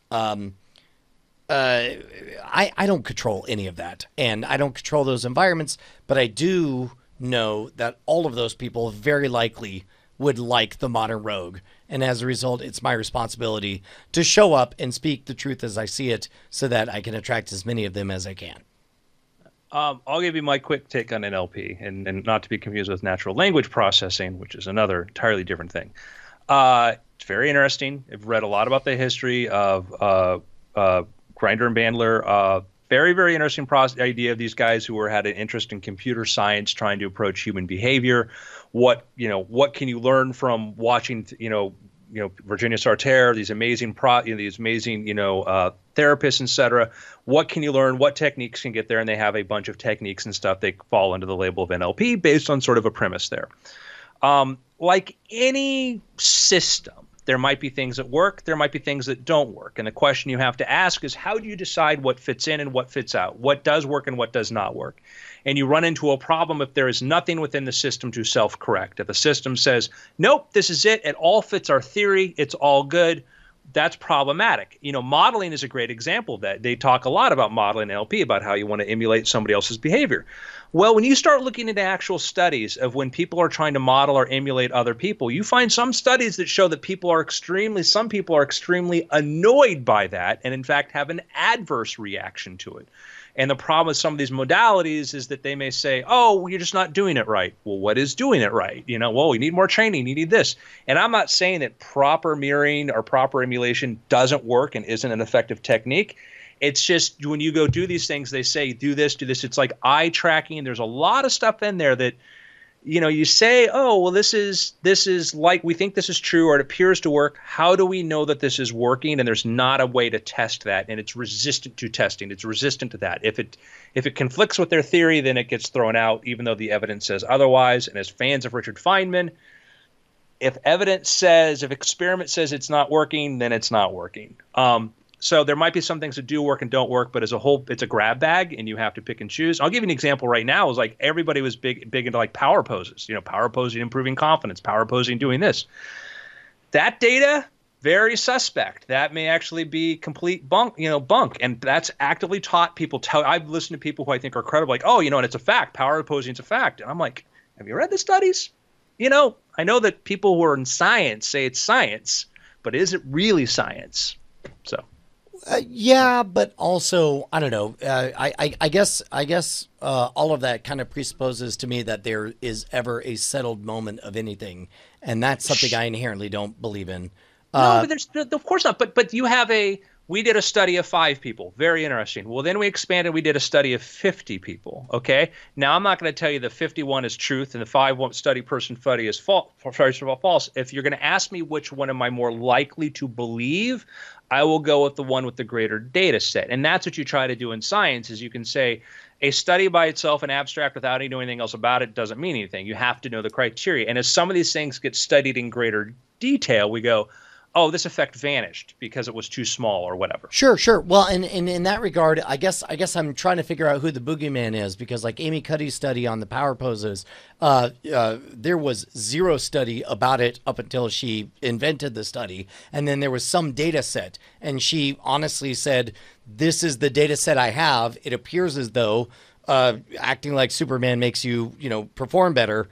And then of course, the studies seeking to replicate were not able to manufacture the same results. And then I hesitate to want to roll my eyes or to poo-poo people who believe the best truth that's been available up until that moment. Yes, and maybe you're aware that the more factual truth is right around the corner. I when people put it forth as I was in a classroom recently, I was asked to speak, and the professor before me goes, and power posing, and we know this is a fact, absolutely do this. And I'm like, okay, I don't have a problem with power. I think it's a harmless sort of thing to do, but I'm like, well, there's more data. He's like, no. And I'm like, okay, so we're going to use science when it supports us. We're not going to use science when it disagrees with us. That was my issue, is that, like, I have no problem with the idea, the notion of power posing. I'm like, yeah, sure, body sounds good to me. And then there's like other studies that come out there. I'm not going to tell you it's not real. I'm not going to say that it is real. I'm going to say that it's not as definitive as it is. And somebody who tells you it's definitive, that I would consider to be a misconception. Man, that's interesting because to me, that's an artifact of human language being so inefficient, is that we don't have the time to constantly say the latest, not yet peer-reviewed product study, blah, blah, blah, blah, blah, blah. You know what I mean? But Brian, but I would say that I don't know the intentionality of the speaker. I would say that my perceived thing was this is a person coming from the dogmatic point of view. Now we know this is settled because now I was being told it's settled. We know this works. And that was my issue. It's like, well, no, we never know anything's settled. And by the way, in this particular issue, there's a lot more data out there that says that maybe it's not. And again, that could be refuted. I don't know. To me, it's open-ended. But then this was like, they were like, and it's closed. We know this works now. That was my issue, was that it was not. Yeah. So to sum up, the actual question was, what methods from these other guys are full of S-word and which has truth to it? The answer is nobody knows. Nobody knows. And if anyone tells you they know, they're a liar. That's the answer. Or mistaken. We'll do another discussion on when you're lying or when you're mistaken. Oh, yeah. No, man. God, can we please stop using I got to words? bail out, gentlemen. I have a pick. It's this thing called Action News. If you go to actionnewsgame.com, you can buy your issue of Action News. If I've said anything that's offended you or upset you, the way to get back at me is by making Justin successful. If I've said anything you like, it's the only way to stick it to Andrew Main is to let the whole world know that Justin's the better one. Yes, and if you like me and you love me, support my friend Justin Robert Young. Either way, you win, I lose. All right, take care. Get out of here, Andrew. I'm sure. I actually have a question for you, Justin. Yeah, shoot. You had many opinions about the Gawker Hulk Hogan ruling. Sure, yeah. I think it's fascinating. There's a new documentary on Netflix, right? Oh, really? Well, I suppose that's a good a segue as any for me to pick out my pick, which is the new documentary on Netflix. What's the name of it again? Nobody speak? Nobody speak. Nobody speak. Nobody speak. So is that I heard an interview with the author, and I was unclear whether or not this was a documentary about just challenges to the First Amendment or specifically that case. Here's where it begins. And I'm going to say right at the outset, I would not blame you if you find it to be a bit meandering in its central message.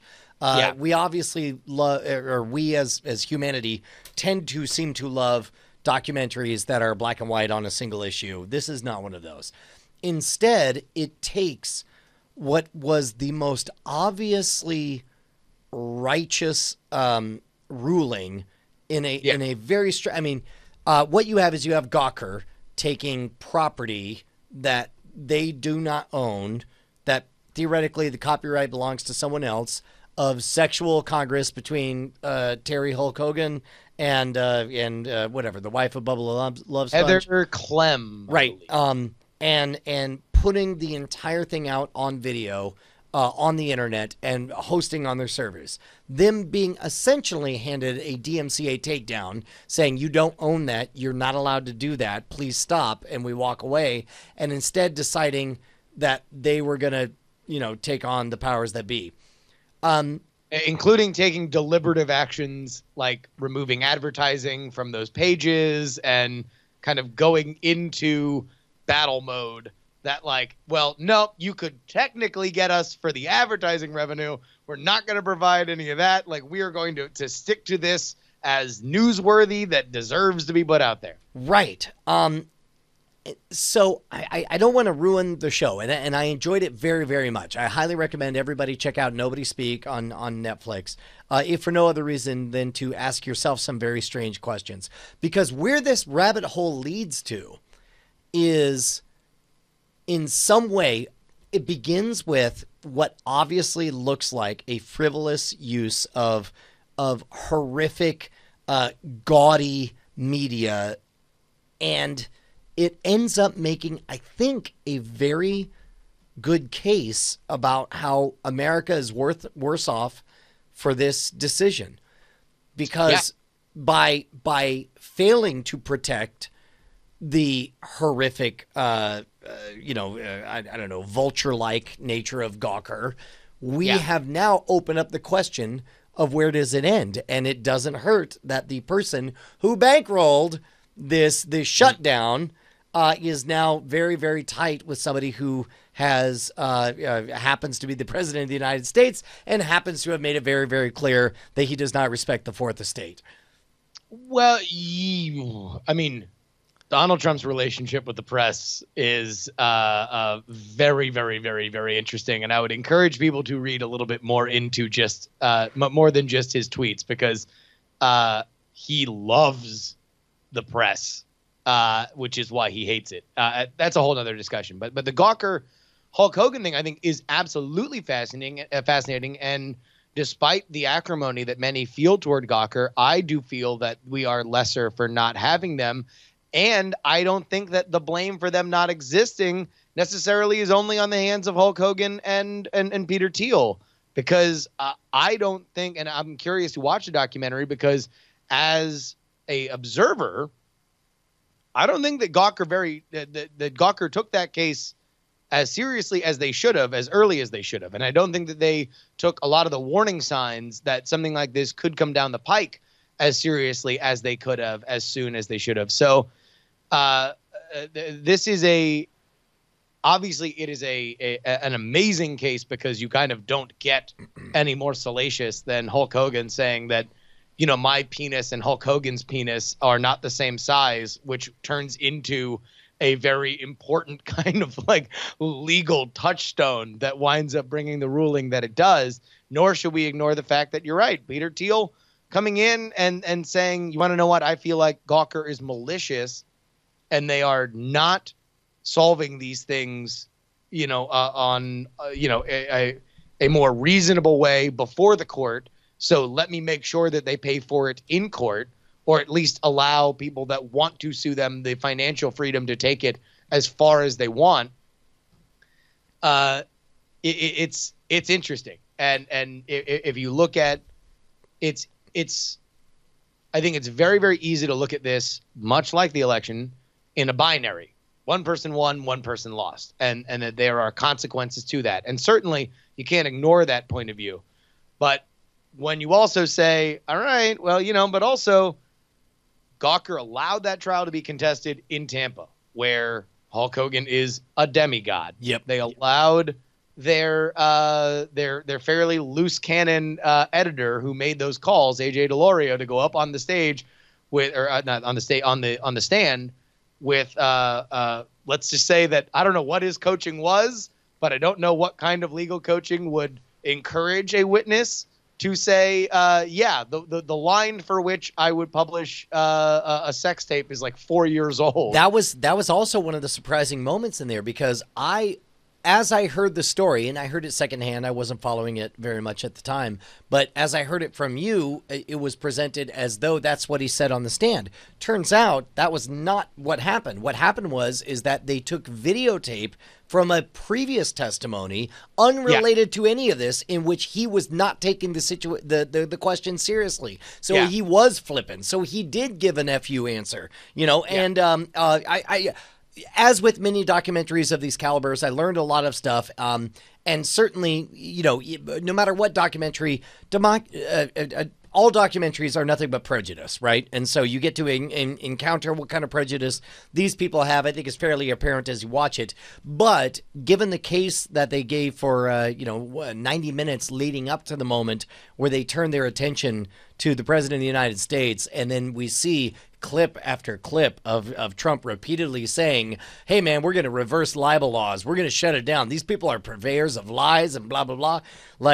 It is a very compelling experience, and I encourage everybody to go through it. I'm super pumped to watch it. And as Obayi was saying, that Gawker thought that they were going to lose that case and they were going to get it overturned on appeal. And ultimately, the problem is that the judge, as I understood it, and I have not seen the documentary, but as I understood it, the judge created very, very, very harsh financial realities for Gawker, to the point where it was impossible financially for them to bring it any further, because they had to pay, I guess, a gigantic out-of-pocket thing, a down payment, basically, to even move it to the next stage, which was just going to be impossible for them. Again, Gawker's a bad martyr. They are not. It's hard for anybody to want to sacrifice themselves in the spirit of Gawker. Exactly, and at the end of the day, they do face the problem that, like, walk up to a random person and say, do you think Hulk Hogan's sex tape is worth it, to show? And a lot of people would think, no, it's not. It might be salacious. Yes, I might want to see it, but I don't know if it's important. And I would disagree. I thought that Gawker should not, that result should not have gone against Gawker. But also, this is how I understood journalism, going through not only the education of being a newspaper journalist, but also working in it, is that the First Amendment is not a shield. It is a gift. It is a benefit of the doubt in our law. And if you abuse it and you constantly find yourself pushing up against it, eventually there will be somebody who interprets that you do not deserve that benefit of the doubt. And all the outlets that I worked at were very cognizant of that fact. And even if you look at like the National Enquirer or stuff like that, the places that normally get a lot of these challenges, there are very specific mechanisms that they have in place to make sure that they face as few of these challenges as possible, because you know that you can lose any one of them. Now, that's not to say that we shouldn't make these benefits of the doubt as robust as possible, because I do believe that absolutely we need to do that. But at the same time, if you look at Gawker's pattern of behavior, they sure put themselves into a lot of situations. Yeah, and I think there's enough examples in the movie, both pro and con, because on the flip side, they do a pretty good job of accounting for the times they've held bad people's feet to the fire and done so with the only tool they have, with words and attention. So, again, this is not a one of my biggest pet peeves in life is people painting any media organization with a broad brush. Every media organization is composed of so many different people that to say that Gawker is bad or Gawker is corrosive, I think is short-sighted. For every time that there was something like the Hulk Hogan tape, I believe it was even under the same editorship, or maybe it was right afterward. Deadspin, a Gawker Media property, broke totally shattered a media narrative that every sports journalist had looked at and nobody questioned. And that was the Heisman Trophy story of Manti Te'o. And that was exceptional journalism that really, was a great example of why somebody that's outside of the mainstream media bubble needs to exist. Yeah, and I'll tell you what, like on a very visceral level, I was surprised at how much seeing the actual faces, like I forget the name of the main guy that got bankrupted along with them. They show him, he shows off his bill from the bank for $100 million or whatever. And it's like, oh, but they waived the fee. And meanwhile, it's like, this is just a guy in a 1-bedroom apartment trying to, like, who now has a scarlet A on his chest for the rest of his life. And again, I'm, for all I know, he totally earned it or whatever. But man, it got me asking a lot of questions that I hadn't previously been asking. Yeah, Chaos Star 13, were they the news site that outed somebody? Well, that is the origin story for Peter Thiel's involvement, is that Peter Thiel was outed by the Gawker media site Valleywag. Which by the way, they take a good 3 to 4 minutes during the movie to point out the fact that yes, the title was salacious in the way that all the Gawker titles are salacious, but the point of the article was really much more nuanced than whether or not Peter Thiel was gay. But that I'm sure that in no way made it sting less. And that's Brian. That's why I've revealed all of your personal finances, because I really wanted to make a larger point about entrepreneurism in America, right? Yes. Yeah, sure.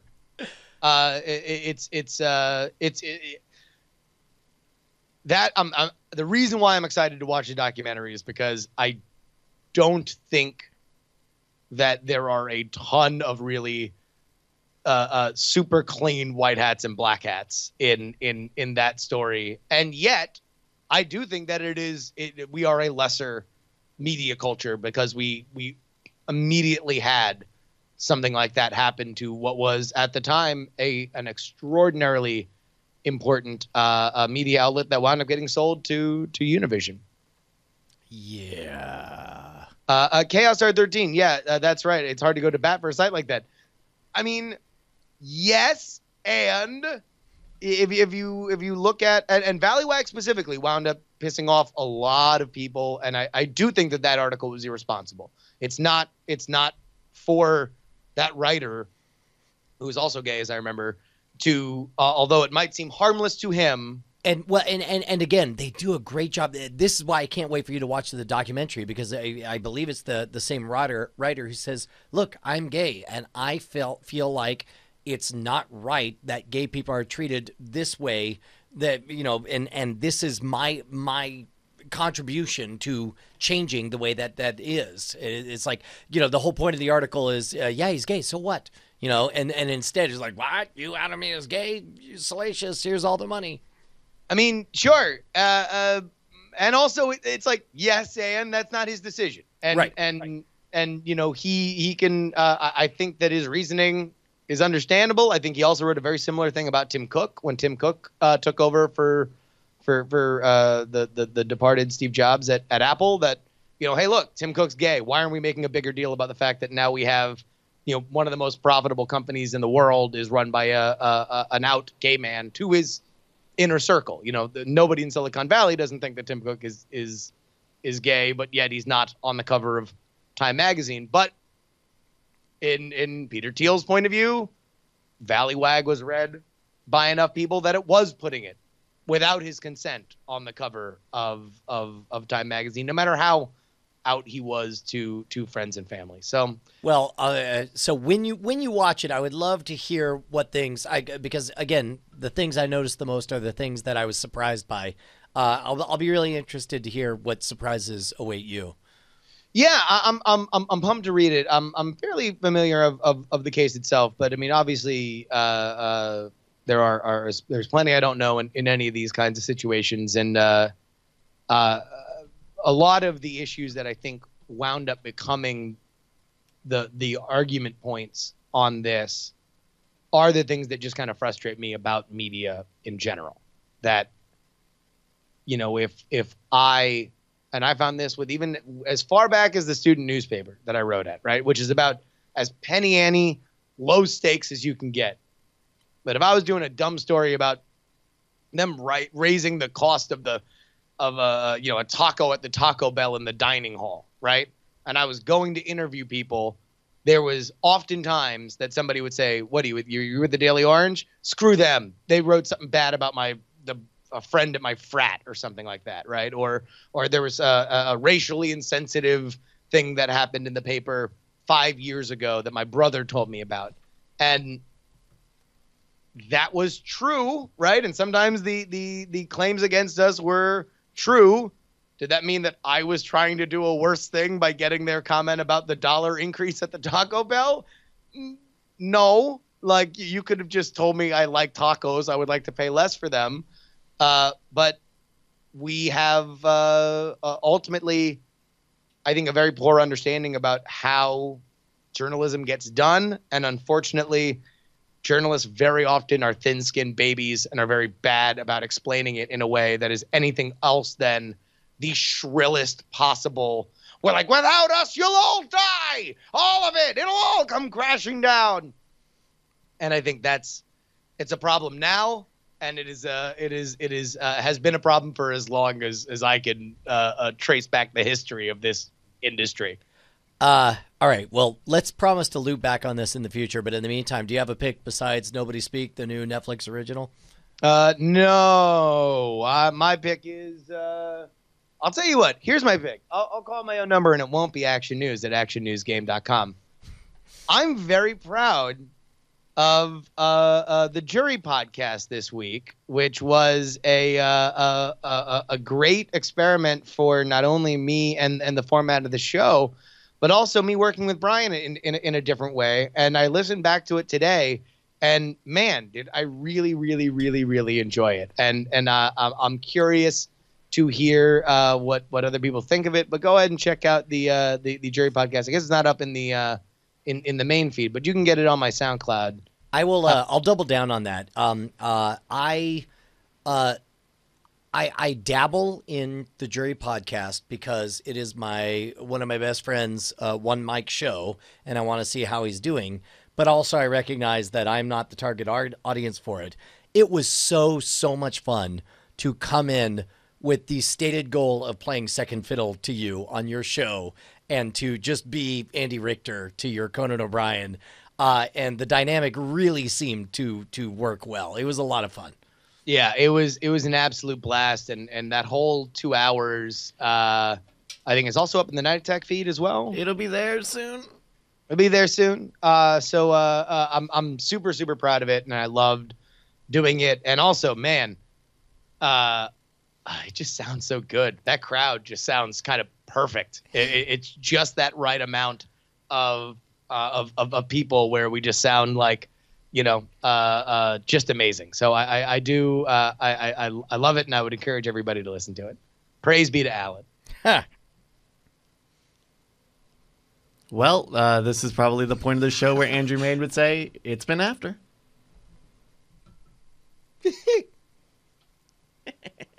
Hell yeah, man. Hell yeah. All right. I'm going to get out of here. And, sorry. Bonnie's hit me up with a bunch of checks she didn't write. She's writing checks that her husband has to cash. Oops. All right, folks. I'll see y'all later. Right. On the Twitch /Justin R. Young, at least a test stream of me trying to stream from the Guts and Glory studio. Hey, real quick. In outfit. When can we lock in a date for you, me, Tom Merritt, and one yet unnamed co-captain? That would probably be sometime Friday. Friday maybe? would work. Friday would work for me. Friday. All right, let's lock in Tom, and then we'll reach out to Jeff Kanata. Figure that out. All right. Peace out. Bye. Mysterious. Oh, I forgot I had the chroma key thing on. No worries. Nobody can see I'm flying. I'm flying high. Oh! Oh! Why did it... Wait. Oh! Oh! I could do this all day. Oh, Luma key. Luma key and chroma key are different. All right. Bye, guys.